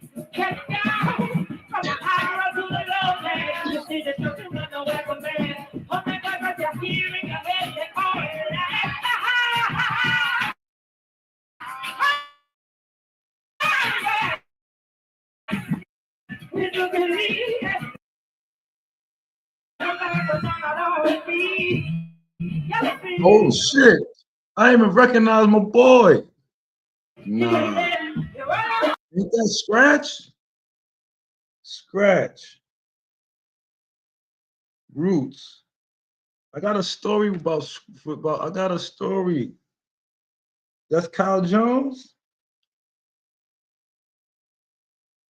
That's Kyle Jones, man.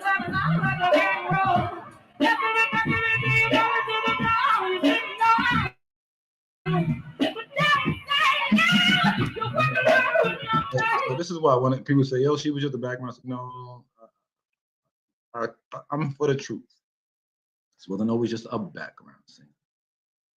As a child, I remember the late '90s, early 2000s, super vividly as well. The vibe was so smooth. Indeed.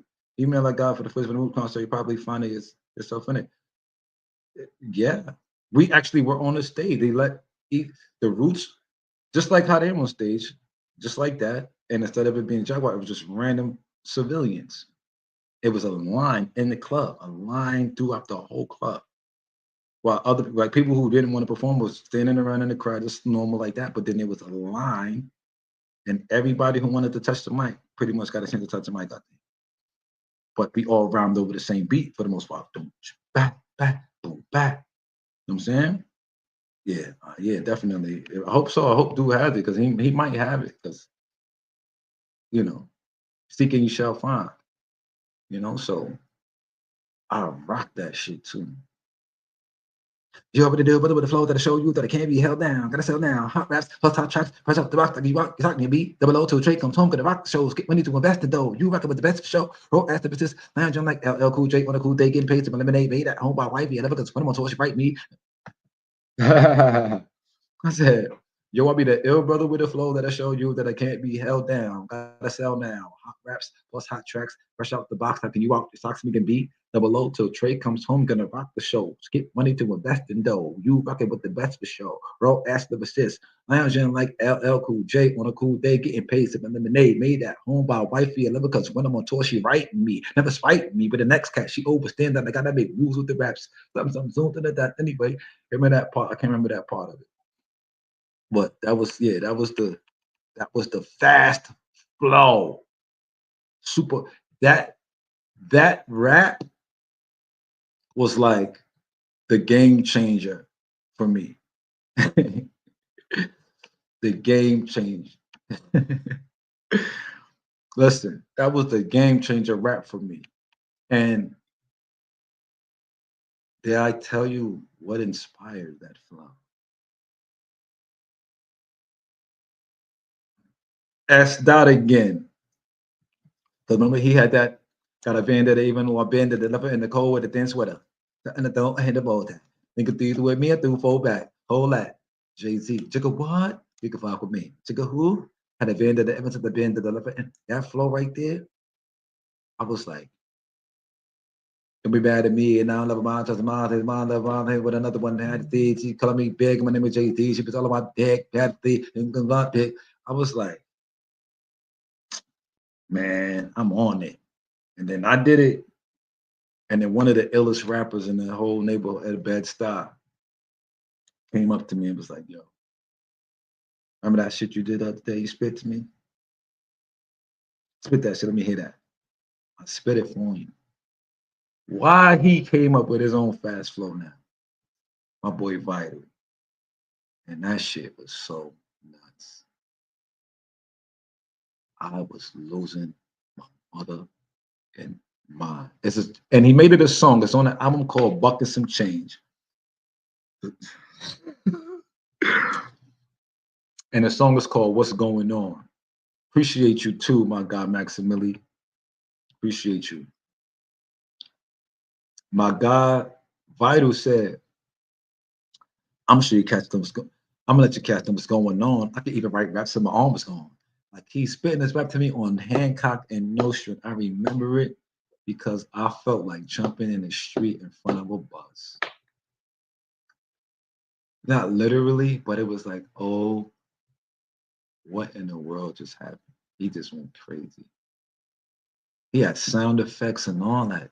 This was a rap. Listen, when that man would spit, he would do the most incredible shit you could think of.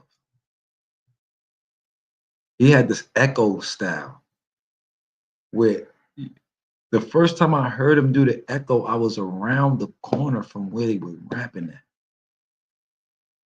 Marcy, between Hancock and Jefferson, right by the side exit of the building 229-231 Hancock Street.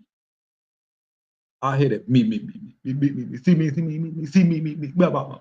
Like he's doing his fucking rap style and echoing. I'm like, yo, bro, Lord Vital, a bucket, some chains. Let me write it in here. Lord, I'm a matter of fact, I'm gonna pull it. I'm gonna pull a file. Oh, Vital. The album is Buck in Some Change. Now I'm gonna bucket some change in the game. Now I'm gonna put you up on something. Let me explain how nigga be a bucket some change. Everything in the song he made is a bucket some change. It could be a height, ring, change. It's a bucket some change. Brag. Right? But he got the song What's Going On it. And that was inspired by yours truly. Now, years later, we're on the song together, hosted by DJ K Slade, right? So that felt like the I don't know, that was just a beautiful thing for me to be invited to be on that album. It was a highlight in my rapping memorandum history or part of me, right? Insanity. Like, yes, I helped put together the process for us to even get in the building to do that show. And I was behind the scenes of a lot. And you don't ever think about rewards. Or when you do, I think you take your eye off the objective of your work. And I was very passionate about getting eyes on my guys, about getting I'm not on that album, Max. I'm not on that album, but the song that I inspired is called What's Going On. Like you see how I was flowing that fast flow? Next time I saw Vital, he came to me and he spit the first verse of What's Going On the street, no beat. So all of them songs, all of that stuff he's doing, all them sound effects and all that, we live in person. So he's like, he said, you ain't saying nothing. I'm like, womp. I nearly lost my freaking mind. Because I don't know if you're familiar with Charlie Brown and Peanuts, but here for sure, majority of the people our age, they familiar with Charlie Brown and the Peanuts and his teacher. And it's like whenever the teacher's talking on, you hear it's wah, wah, wah, wah, wah. The man said, ain't saying nothing like wah, wah, wah. So all through your song, I'm like, oh, I nearly lost my mind. Because this is somebody that can rap. He can rap words, but to be that creative and that comical, it was just amazing. Everything about it was just insane to me. Like, nah, this is nutty, boy. What is wrong with you? You're a freaking animal, dog. Yeah, but he inspired me as well. I inspired him for that record, for sure. And in other things, of course. But he's an inspiration to many. He was doing this shit before me, before I even knew him, before I met him or encountered him as the rapper. I think we maybe went to the same elementary school and all that, but I don't necessarily remember him then. He, by the time I'm seeing him, a grown man, way long years, way later, got dreads down to his ankles. Wasn't nobody in our junior high with dreads down, except for my boy, the D and D. I knew that was a D because I was in contact with D. I know my guy D. D's D. He don't rap, none of that. I didn't really know V. I didn't know him growing up. Like as a kid, we didn't really know each other for sure. I don't remember knowing him, but we might have encountered each other. He'll know better than me. But our encounters occurred as adults through a mutual friend named King of Spade. Yeah, you said he was the best around. V was one of the best for sure. V was a top tier. It was between V, in my opinion, in a lot of ways. King of Spades was also very tough. I had guys that were I was even closer to my circle and where I grew up. The guy who moved into my old building by the name of Kimani, I heard he's a minister or something now. He was out of control to me. I thought he was the best rapper I ever heard in my life. And he is the reason that, part of the reason, or part of inspiration for sure of why I pursued the music business, right? Because I was like, yo, this dude rap. My other guys I grew up around me, they rap. This is a business. How does this shit work? And I ran into this lady who was unpacking in the hood on Hancock Street in Marcy, unpacking her trunk. Two women. You know me, tall guy, pretty good shape. You know, I'm an athlete. I'm hooping at this time, things of that nature, whatever. Two ladies, nice, not bad looking, in the neighborhood. Got me some help. Help the ladies with the stuff. There's an office that they're moving the stuff into. I see the sign on the wall, blah blah blah entertainment. I'm not gonna say the name right now. I'll bring it up. It's not a big deal, but I don't even want to get into all of that right now. Right? But I'm like, oh, so what are y'all doing? Oh, it's a management company for artists. I'm like, yo, I got artists. I know you probably hear this all the time, but these are like the best guys I ever heard in my life. Okay, so let's get together. Let's keep in touch, and we'll see what's what.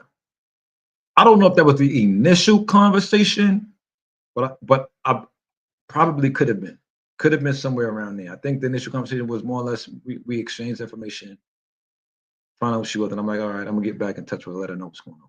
Eventually, before we even did anything, I let her know about my guys. Like, yo, these guys are the best rappers I've ever heard. Nobody's heard. You know, they do shows, they rap, they be freestyling, the whole.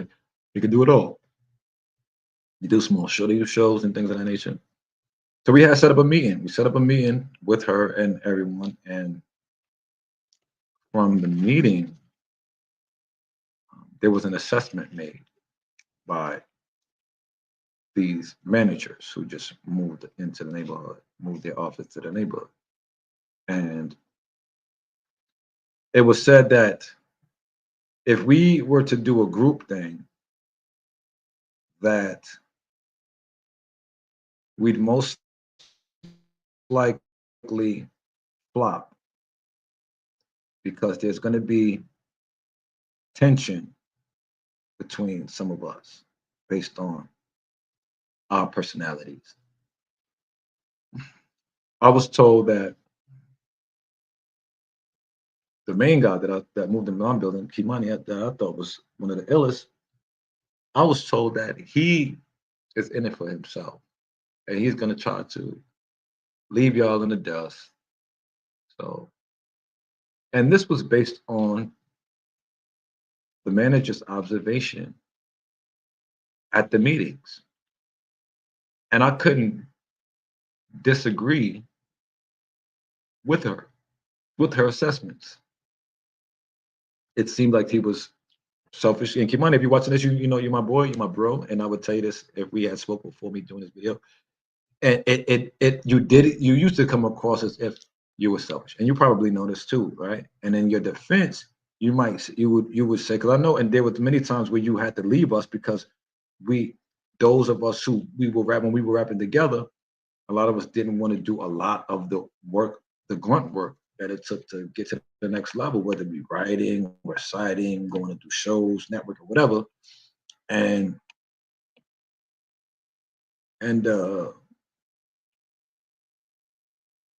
you know, you did come across as if you like, yo, listen, I don't care when they got my name. And then you remember you had the show for Dolo and shit like, damn, we didn't get the show with my boy, whatever. So it was a little bit of a thing. But what the intention of the management telling me this though was more or less to pull me away from the guy. They say, look, you're the one that connected with us. You're the one that spoke up. You're the one that's coming to the office. You're the one that's making the phone calls. You're the one that's reading up on the information. We want to work with you. We don't want to work with the group. Will we be willing to do that? And I'm like, yeah, I'm with it. Why am I with it? I wasn't even really officially a part of the group that was already in existence with my gods. I was like an extended part. Like, say you got Wu Tang, Capadonna is Wu Tang, but Capadonna wasn't on the first album, right? Well, Capadonna is kind of a bad, even Redman is kind of a bad example. But Capadonna is kind of a good example. Let's say Capadonna first album, before the first album of Wu Tang, right? Let's say that's out. Or like out on the underground. Like they know it's out. Staten Island knows it's out, but the world don't know it's out. So Capadonna, let's just say he's in Brooklyn now, sees the management company or promotional team, and he said, yo, I got some guys, they doing their thing. They get busy. And they said, man, fuck them guys, man. We won't work with you. And like, shit, I'm not on the other project. I can do this project and get my skills up and still work with them. It's all good. So it was never no thing. They wanted to work with me. I wanted to work with them. I wasn't in a group with the other guys. I didn't even have 10, 15 raps under my belt for real, I don't think at this time. So I'm like, all right, we start working, start crafting singles, learning more about the music business, going to meetings, networking, all kind of stuff. Like it was amazing what was happening, but it was for the free. That was the main issue. There was some gigs that I did get paid for, I believe, if I'm not mistaken, like cash, like or you know, compensate me for my time or whatever it seemed, I guess. Um, no performance in front of Zab Judah. Zab Judah was big at the time. They were DJ Enough in the building, performing at the Arc, performing on the Pier, John. It's my guy there. These guys, Stapleton, Rob Stapleton, and them hosted these comedy shows on Chelsea Pier. Performed at many of those. I was making moves without my guys. I was making moves, being heard. 8 bars at a time, featured on a song that was on an album on a compilation album or movie soundtrack, and the song on the album didn't have no beat.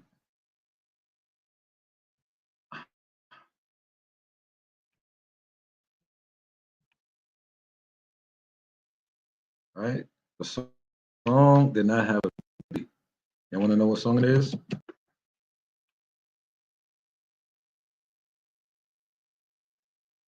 Featuring who? No, that's not the same record. Oh, I'm about to say, boy, this is the song right here. This one. Now you see this project, Master Ace. I just told Ace I was on a record on this project.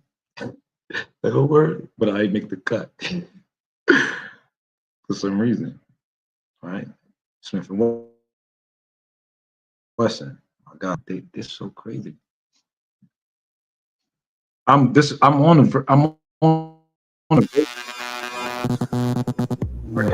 find the record. I'm on this record. This is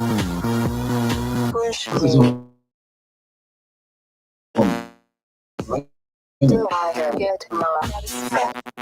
Rockets beat the Lakers ass. I ain't even bet on them. They beating on them first half. For Mary Jane, every day dreaming for a taste. We used to kick the door at this record, bro. At the showcases. Salute to Groovy, man, wherever you are. Makes me feel high, burning like the forest in my mind.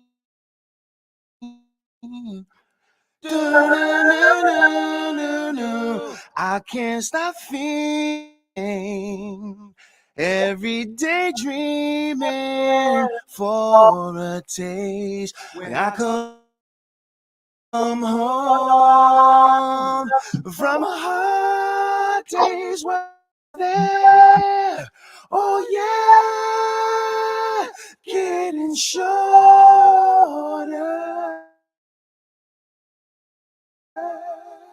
With the live to triple O. Come on. Hit pause, I'm reaching for my ashtray. Like the clip, take a hit, inhale slow.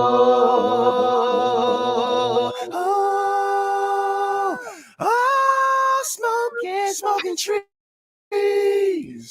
makes me feel high, burning like the forest in my mind. Smoking trees. And then at the end of that, there was a part with me.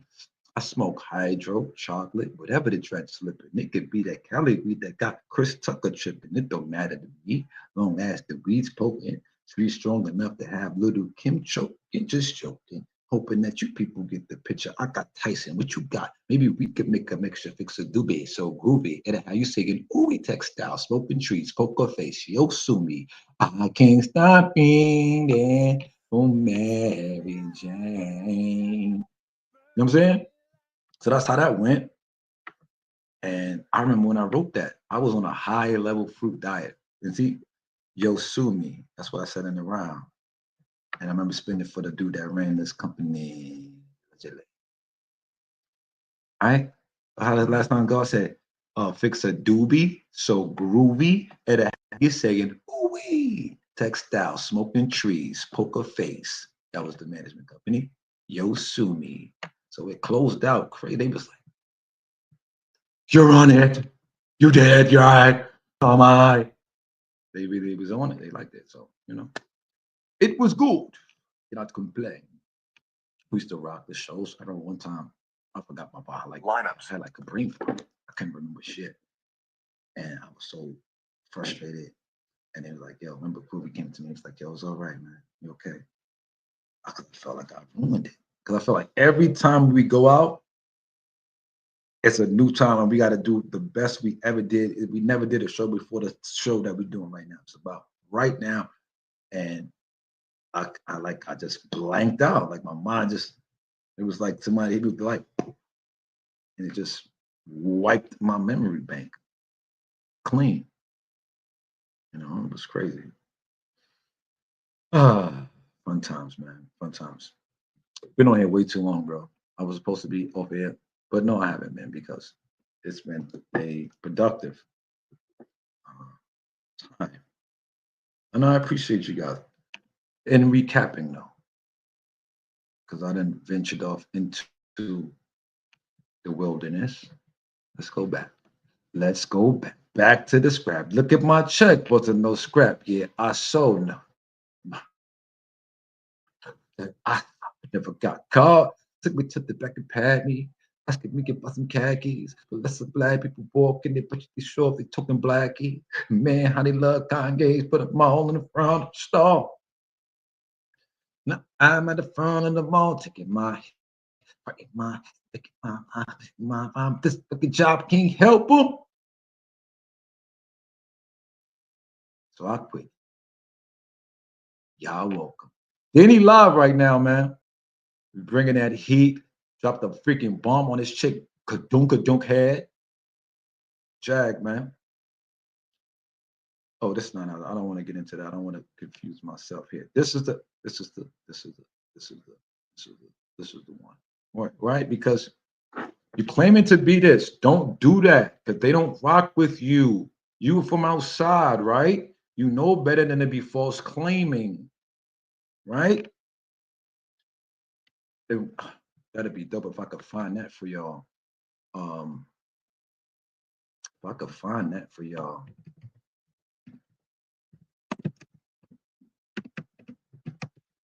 I don't know if that's on here. I don't know if that's on here. I don't know if that's on here.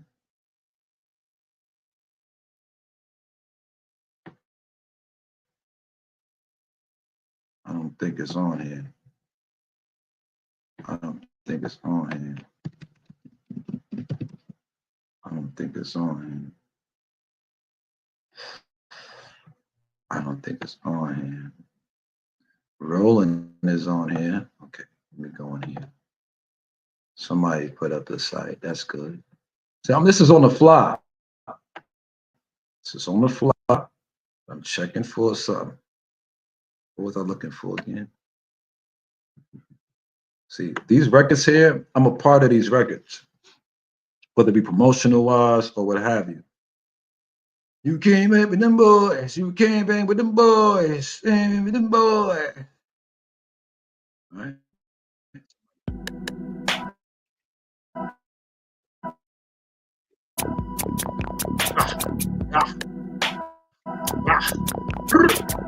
They had a movement that was moving, and it was getting crazy. It was getting real crazy. And the powers that be always seem to kind of try to find a way to shut down when you start to groove and move and shake and bounce. Right? So, see, they're gonna go right there, B. Yeah, Low Blind with Jamal Brown. GangstaMusic.com.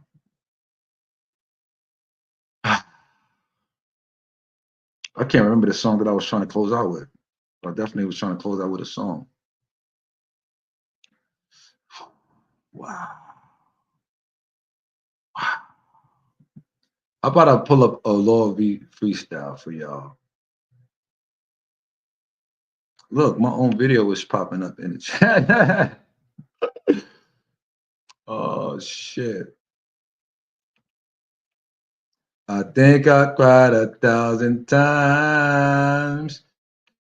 What's this? I think I know what this is. I think this is Headstrong. Respect my flavor, respect my hood.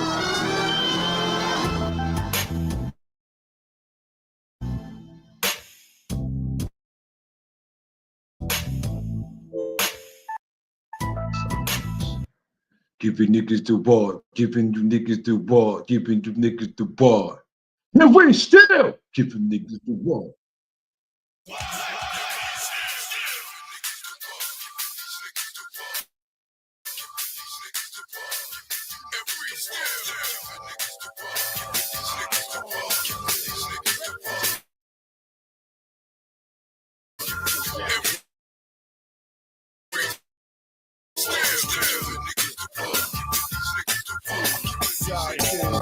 Coming.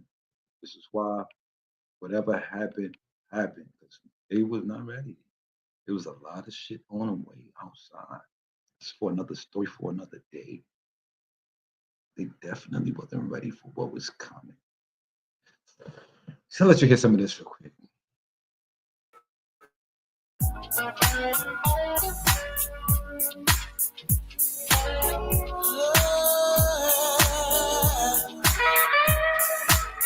Black child, black man from a bad land, where the beast is blue and white. Sirens, high beams, red lights, light up the sky at night. Black child, black man from a bad land.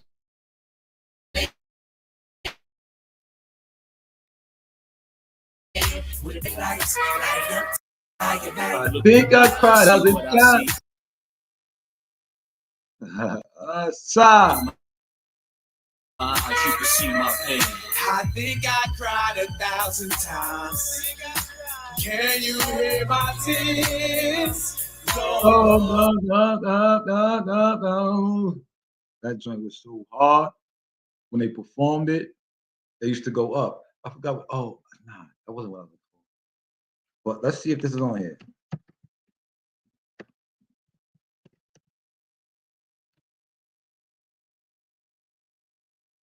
See my eyes? You see how when it started to populate for me? Yeah, it's not on here. I doubt it's gonna be on here.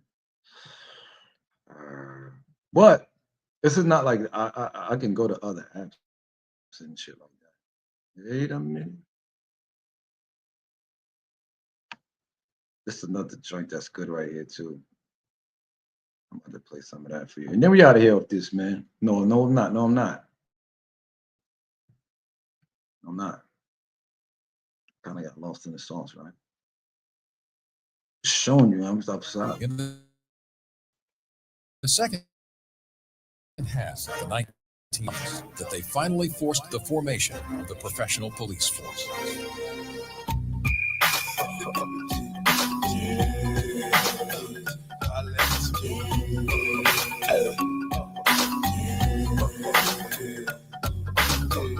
I ain't gotta show you. I ain't gotta show you. Look, I ain't gotta tell you. I ain't gotta show you. Look, I ain't gotta tell you. I know what I am, you know what I'm in. I'm decent, I do what I do. You know what I'm in. I'm decent, I am how I am, cause the way that I rap. I ain't gotta show you. Look, I ain't gotta tell you. You know what I am, you know what I'm in. I'm decent, I do what I say. Let's know what I'm in. I'm decent, I am how I am, cause the way that I rap.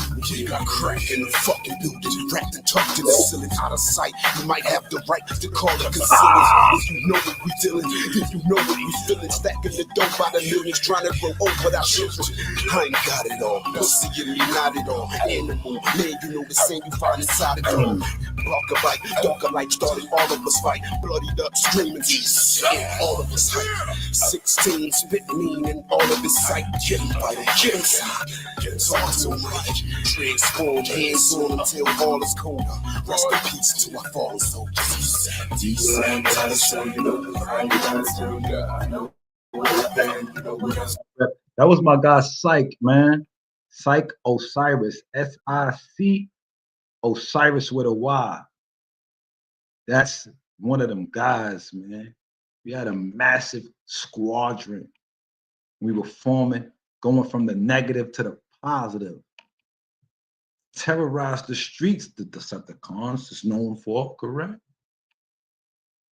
So we try to flip it and change it and get into the groove where we like, okay, yeah, we could talk about the stuff that happened back in the days and put it in music and take care of some families and do good in the world and shit happens.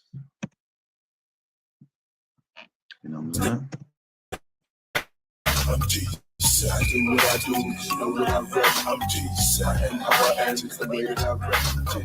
I I ain't gotta show you, I ain't gotta tell you. I know what I am, you know what I I rap. want to see what this channel is about. I'm not even subscribed, as you can see, right? Like, this channel was pretty new to me, 39 subscribers. And other than that, oh, I remember what I wanted to leave you with now.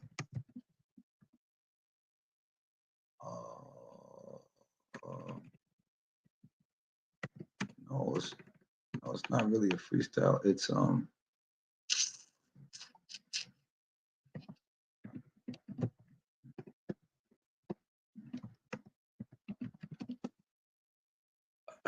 the name of it is escaping me from a particular joint that V did.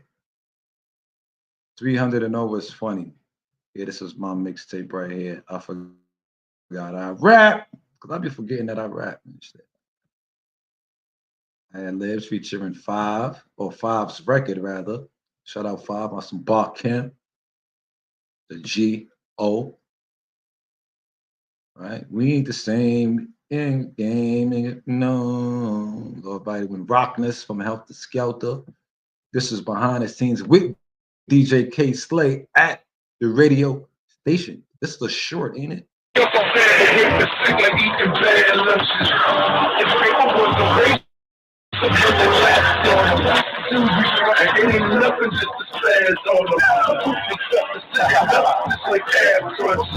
Yo, we were dead making a video on the spot. We didn't put this video out.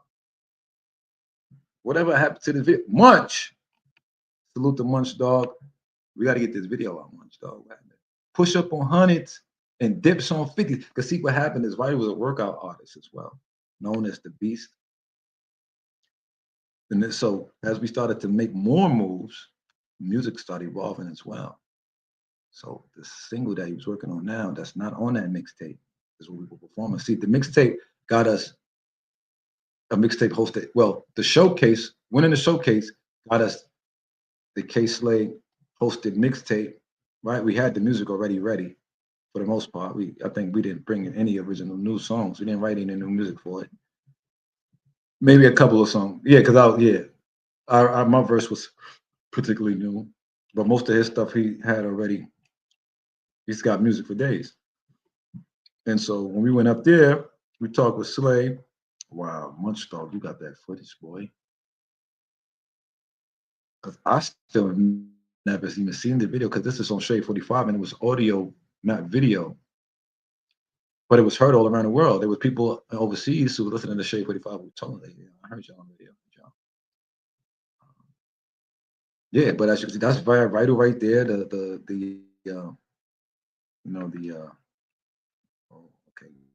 great.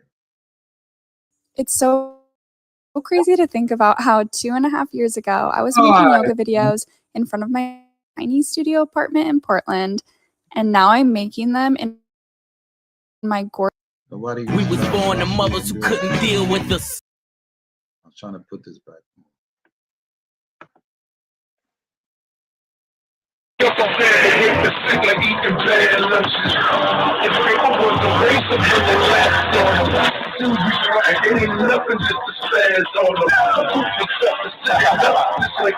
It's great.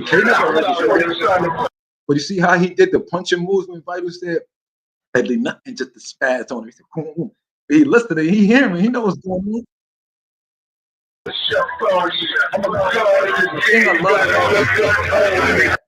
He loves the rap like me. I don't want to say I want to be like K-Slay, but like to be a DJ, to me, it was just like one of the coolest things, or to be like the promoter, even like what Diddy was doing in music. That was more my angle, which brings back to the story of me meeting the managers and telling them, yo, I got artists that go crazy. Like, yeah, I can do whatever. I can do whatever. I'm multifaceted, multi-talented. I'm gifted. You know what I'm saying? I could do what I could act, rap. I never had lessons for singing, but if I did, I think I'd be ill. I never really played instruments, but I think I could get busy. I believe in myself. So that wasn't the question. It was a matter of who's who loved it, who wanted to do that, who and see what happened when we put V in that space. He took that show. I wouldn't have won that showcase. You know, he won the showcase because I'm a talent recognizer. That's why my name of my platform is Heir to the Streets HD. You see that? This is actually me, right? Heir to the Streets HD. Because they consider me heir to the streets because I always brought the music around. When people from my neighborhood first heard in my lifetime from Jay-Z, most likely I brought it around. When people first heard a lot of music, I would be the one tapped into the underground to where one of my guys trying to go by use the name he goes by now. But we call him Born. He goes by Noble. He would say, "You the heir to the streets." He would say that, and when he said that, it kind of resonated with me because I had a thing for listening to the underground, like religiously every Tuesday, every Monday when it came on. I'd be tuning in to 88 on the station on the radio. You got to go tune the dial all the way to the beginning and find the station and stuff like that. And there'd be 2 or 3 of them on, you know, and Bobby throwing Stretch Armstrong, Cool Bob Love, and then they with WNYU, you know, they were at NYU. And I was like, damn, they right at the college in the city, man. Radio station. This is what's going on. Like this was. I even went to an underground radio station, a small one in Iraq. Like I didn't remember that until just now. Like I was very much in tune with that underground radio, underground hip hop thing, and this was my thing. Like I was out there even more than Vietnam. I didn't even see Vietnam out there at the times, but he had his own thing that he would be into outside of music, and you know, he was doing the studio a lot. He's in the studio a lot and outside a lot, battling cats, ripping heads off, here, there, and everywhere. Him and King of Spade, 2 of my guys, they really would terrorize cats with the raps, and it wasn't just them 2 cats. It was a lot more. It's over the Snoop Dogg beat. This joint, man. Yo, I need to compile all of this stuff. You know, I need to compile it myself so that way I can have it.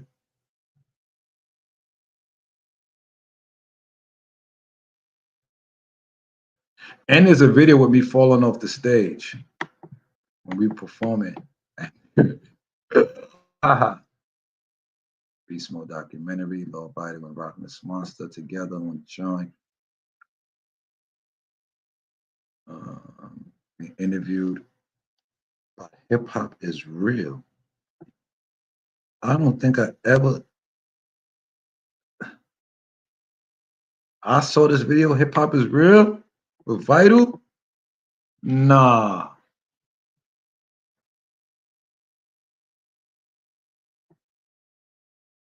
This is not even his real page. I'm about to say, why you got this on your? I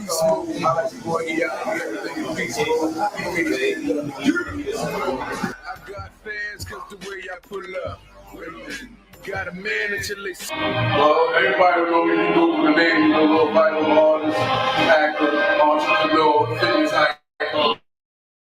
You Google me. You ain't know how to do that. I train person.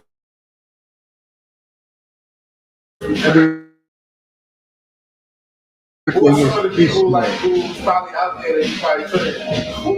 I worked out with Giants couple. That's crazy. I did see this video. That's crazy. Elegant hoodness. Rest in power.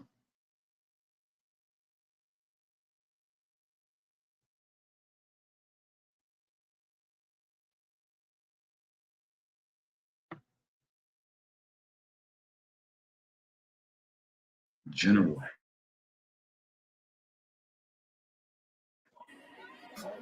Salute to you, AD the General, who held this platform. She was amazing. Nothing ass nigga TV. Man.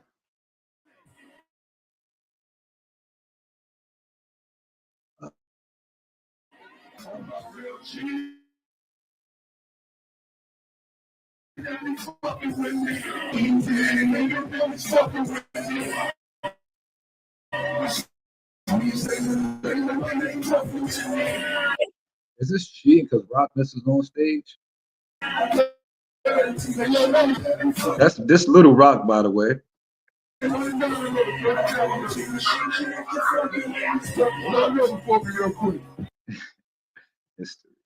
Drive through. I want to make sure shit sound clear. Y'all hear this shit?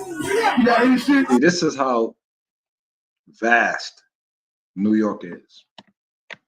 It's people who don't know. This is another showcase first place. Beast Mode record is over 1 million streams on one platform. So when people say, yeah, everybody in New York think they're a star, no, everybody in New York is a star. We all have, if they tell you they're a star, they're a star. Even if they don't tell you a star, they might be, they're a star. Salute to the Jizza genius from Wu-Tang, who said, I'm from Brooklyn, a place where stars are born.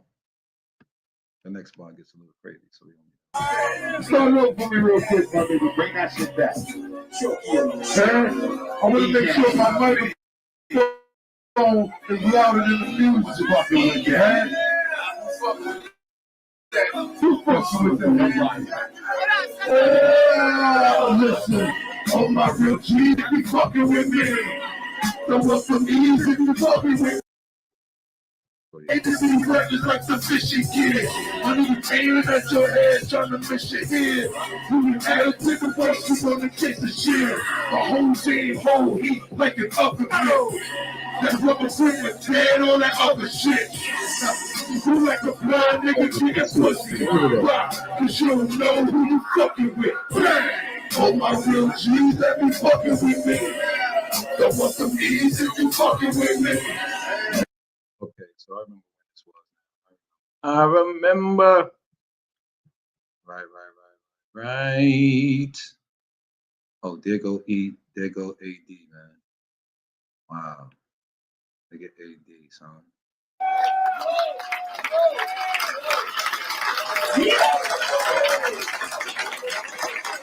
Everything is beast mode. Everything is beast mode. Put your hands together, man, for Lord Vital, ladies and gentlemen.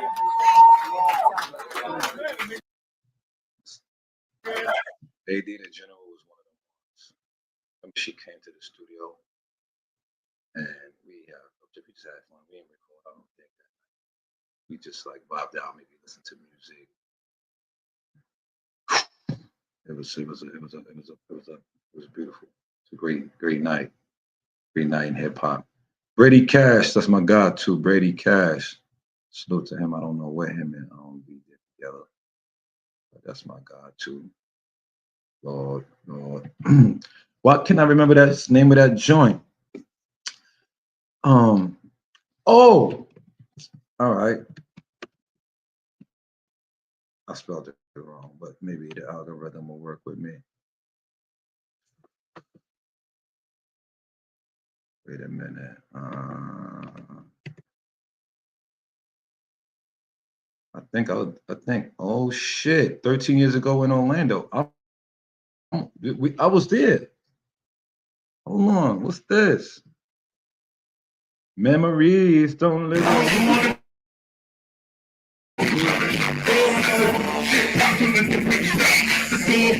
That's me doing the ad-libs. Fuck for bros.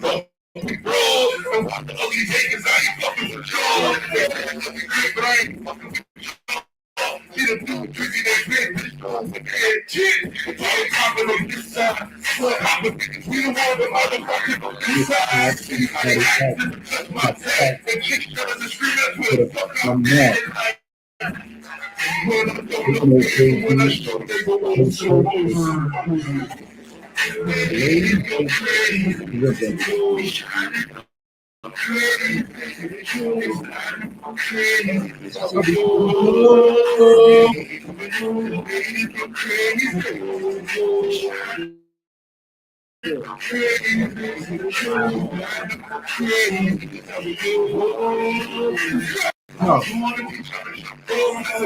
Wow. Well, I must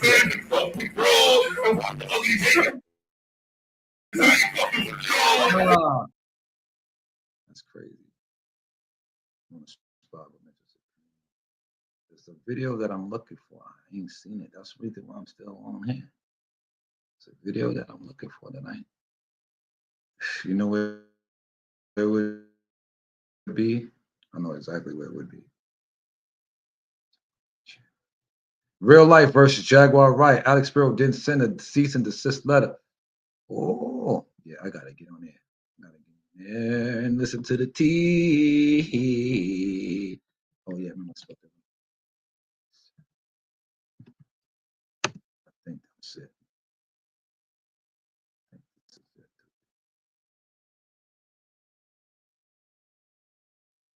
And if it's not there, there's one more place I'm gonna look for.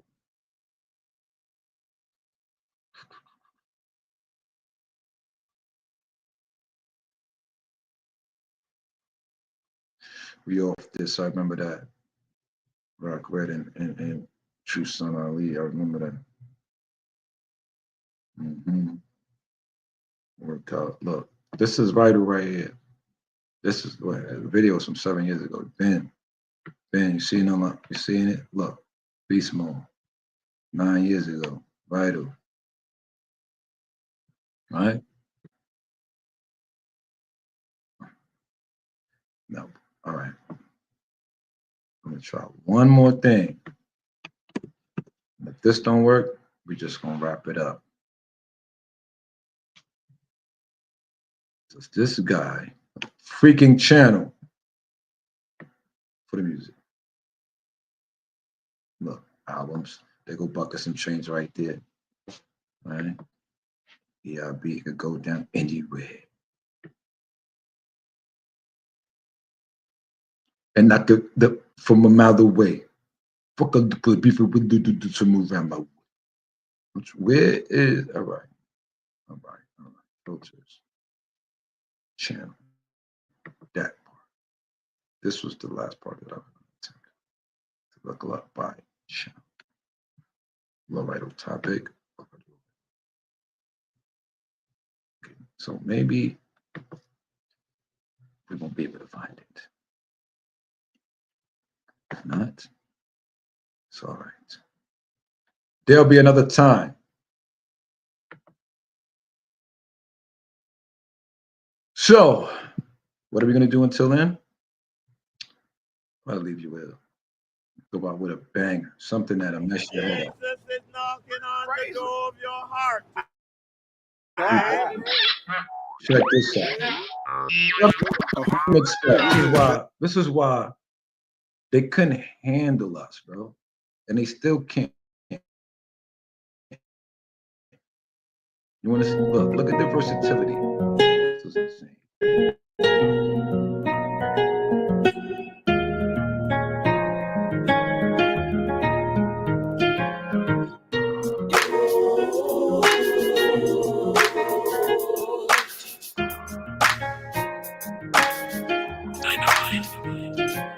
It's killing me, it's controlling me. I'm about to lose my mind. Look what you do to me. Look what you do to me. Oh, it's killing me, it's controlling me. I'm about to lose my mind. Look what you do.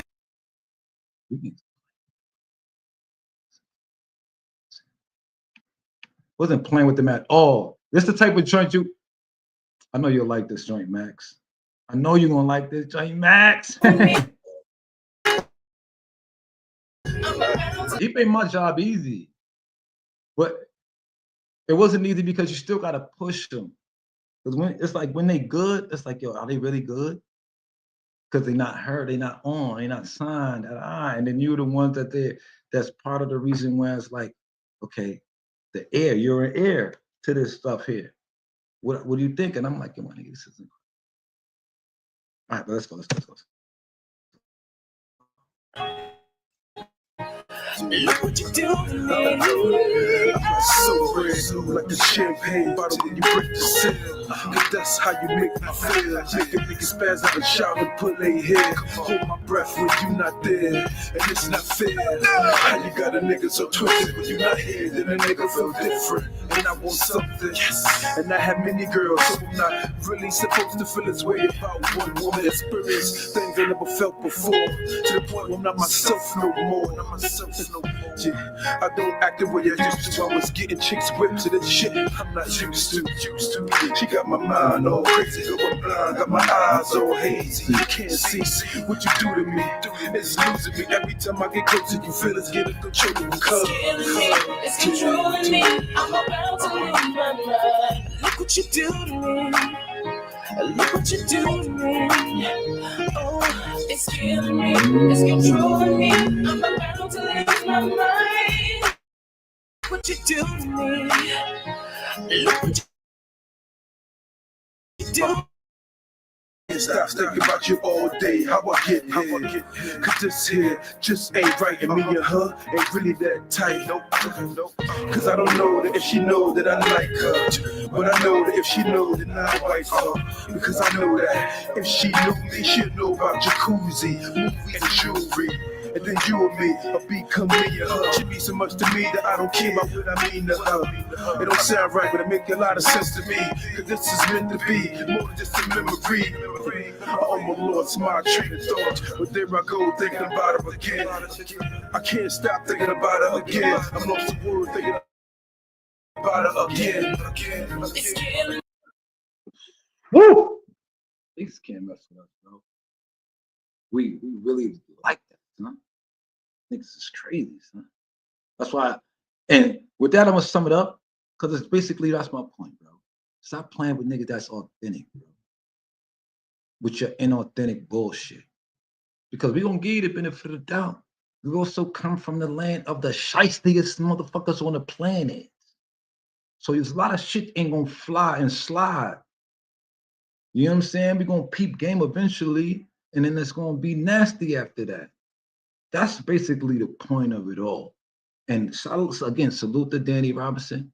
She live right now. I'm sure she ain't crying, talking about I'm stealing her content and trying to get her like some of you delusionals be doing, right? Jaguar's not a Black Panther. They said, nigga, we don't know her. She don't rock with us. And if you really want me to dig and dive on my dolo in that regard too, it'll get crazy because I could make one phone call,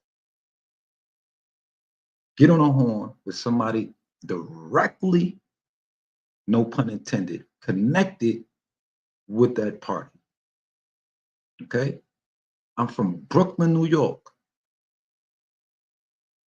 And as you can see, you don't see me here, but I'm here, right? And who is this? Is he anybody?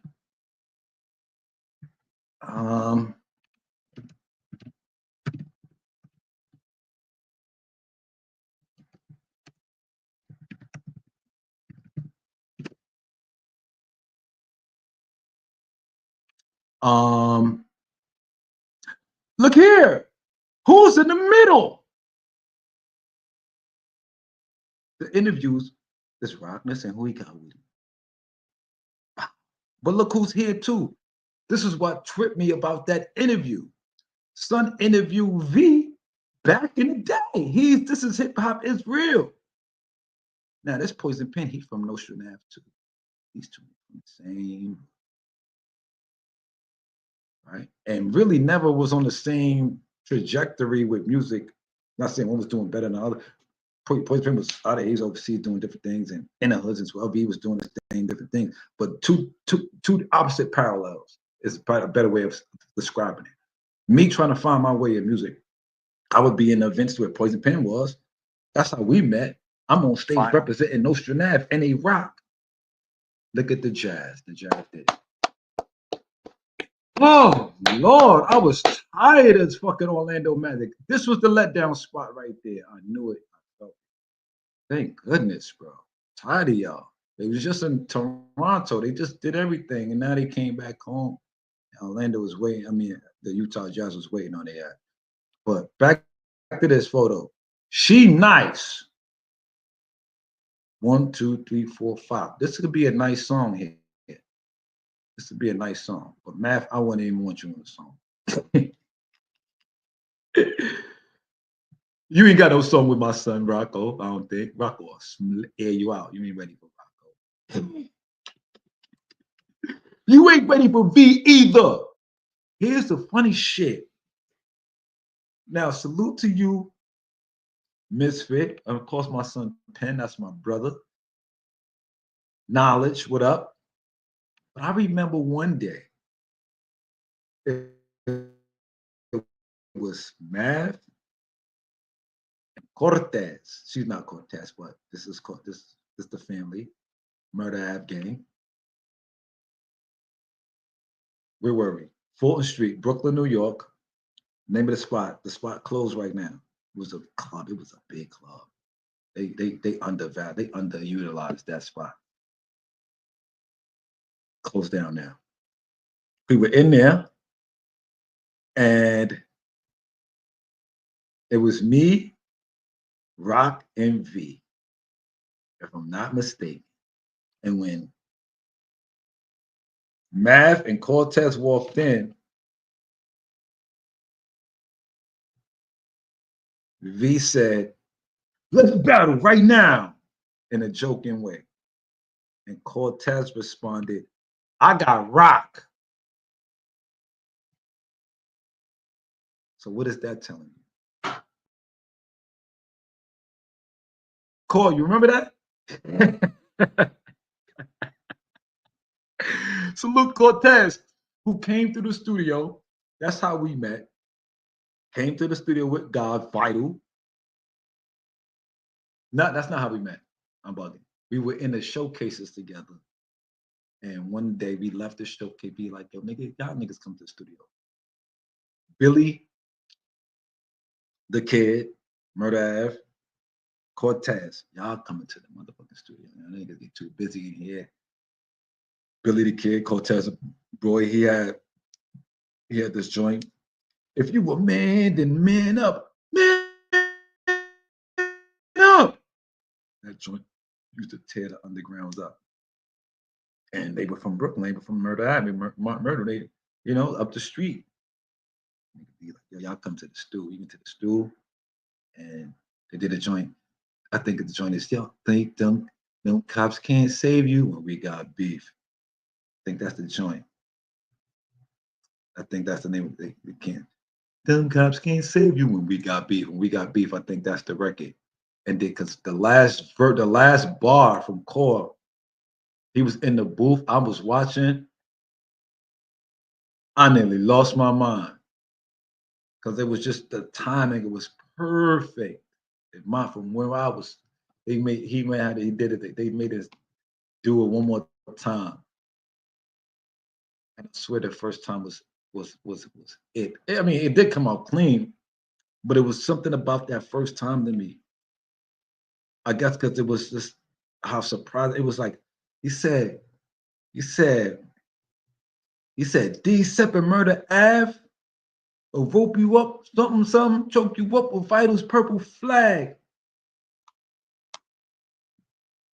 I was like, nah. And the rap like that was so, because see, how you start and how you finish in between, everything matters, but the way he ended that up, it was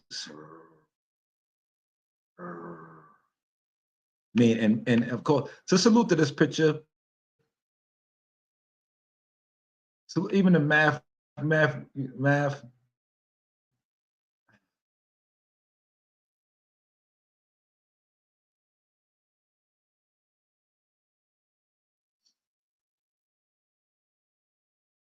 course. So salute to you for sure for taking the inspiration and running with it. From Yeah, that's another show for another day. My bro, Rocco, Rock On. Crownsville is out now. Go get that. LV. We working on getting Vital back in the booth.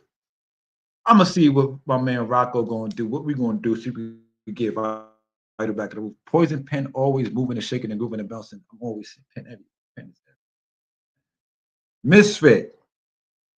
One of the dopest battles that I've ever heard. And she could spit, do music, all that. Remember one time they did a show, Murder App jumped on stage and the music was playing, it was hype, and you know, mics, it'd be short mics, it'd be a lot of rappers. Cortez gave her the mic. It was like, nigga, she got this. Watch this. She's not going up. It's a beautiful thing. Knowledge.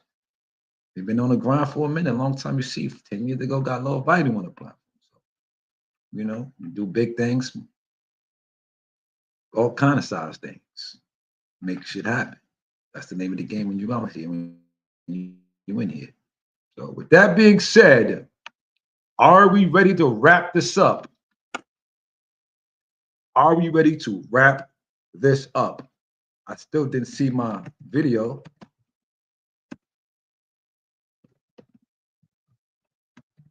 It ain't my video, but I want to see this freaking video.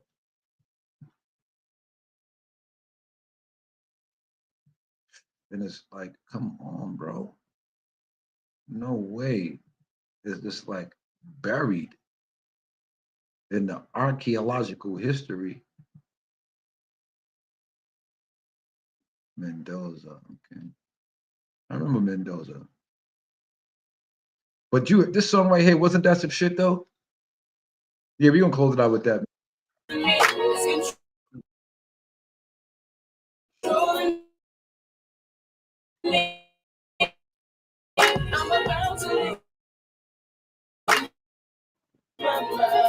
Look what you do to me. You do to me. Oh, it's killing me. It's controlling me. I'm about to lose.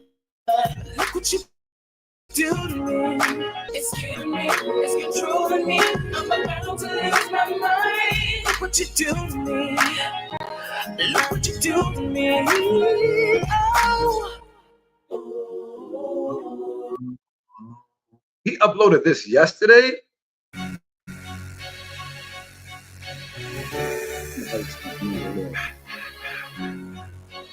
Oh, a year ago.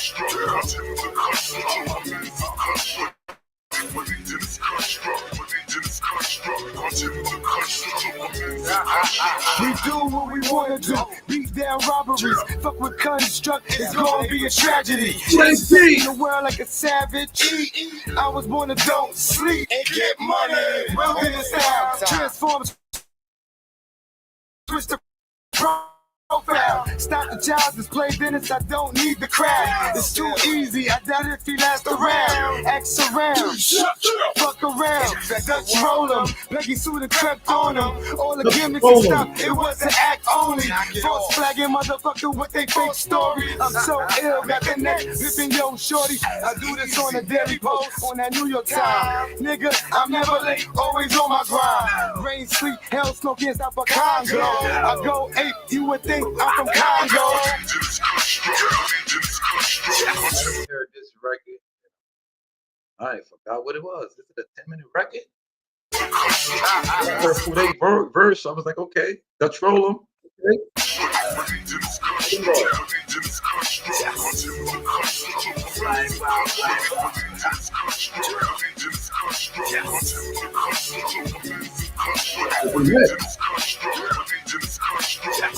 I'm not on it. I bet niggas know the flavor when they see that purple flag. I put my work on the block in purple bags. I never read no manuals, I'm hands-on. Shake the world like rumble when I transform. Infect the car, spreading that flag. Spread it like the head of a hood rat's legs. And that hand eventually turn to that age. Just like the corners that you chill on eventually turn to graves. I construct fam, rebuild and destroy. This is no movie, man, I give them hell, boy. No stunting, confront them and set them like Elroy. My swag got your bitch on call like a bellboy. What's crazy is this shit ain't whack. You understand what I'm saying?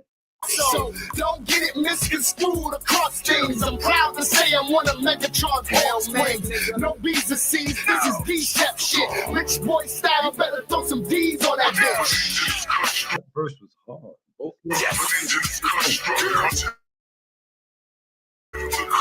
let's plot up.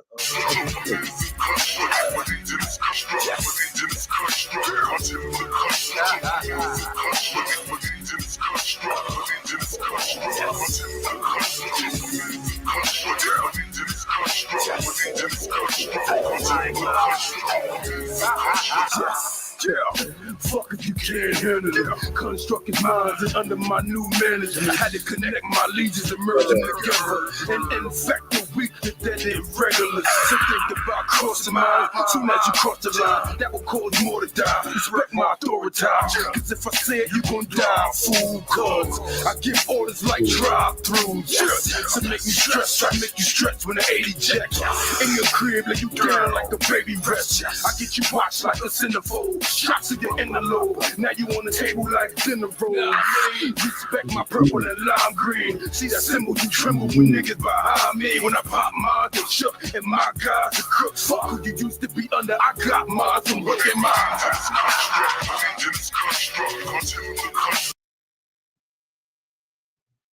Very. This is some shit.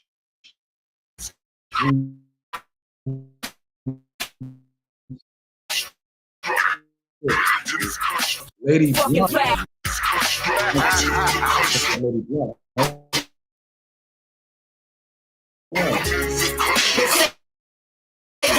Too pretty to speak so fucking foul. Lower and the monkey's uncle. That makes me D-step, bitch. So I say motherfuck you. Cause we don't praise niggas. We straight up raise niggas. Back from the dead so you can call us grave diggers. I hate niggas who try to be somebody else. Fuck around, nigga, take the heat for somebody else. I have my cons all over you. Beat down just overdue. I have you cut in half or broken two. You talking to? Yeah. I don't bang cause I'm in the gang. I'm in the game because I bang. Connect your cons, bitch. You wanna hang?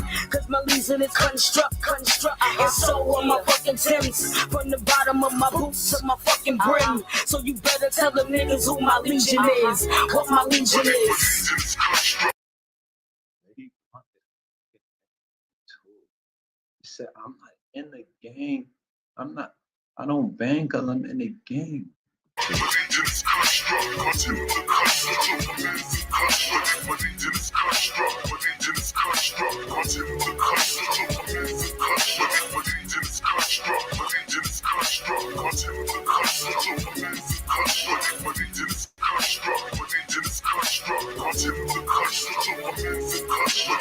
Reset, motherfucker, the whole camp sucker free. Disrespect the Legion, bitch. You can get fucked for free. With him to your face, told him it's in the waist. You try to stop. I don't know who this is. Offhand. Remember The paper chase, I squeeze and turn your brains. Construct fuck face, require me like dirt bags. You see us coming, play the back like shirt tags. Team phenomenal, reacting like diamond. Slugs to your grill, straight down the abdominals, so we can bang it out, bitch. Soldier to soldier. For crackles. I don't know. The Tommy blow from the knees up, even had them go. The ball was hard though. I come through, clean up, quiet storm on them. Empty the 6-shooter, maneuver on the black scooter. What the blood clot slick on the wet suit. Listen, I said I'm decent, give respect. Dumb boys are rushing neck, play shipping. buckle up. Chains, hammers, bang, bang for saying the gang name. Like shit changed from 85, we the same game. So y'all niggas better listen up. Get it stuck up in your head like a pip in a Dutch, whipping a truck. That's a Yukon. I be hopping up asking niggas like it's Yukon. They be like, you wrong. No, I'm not, cause these niggas is phony. The type to get their meat sliced over the bread like bolognas. You don't know me, I ain't your homie, the clown. I say that my homies get down, cause you know my. It's 9 o'clock on the East Coast. I've been on here for 3 hours with the ball, and that's not what I intended to do. I appreciate you rocking out with me. One, I got work to do. Show's over, Synergy. Y'all are gems, truly outrageous. Styles out. Uno.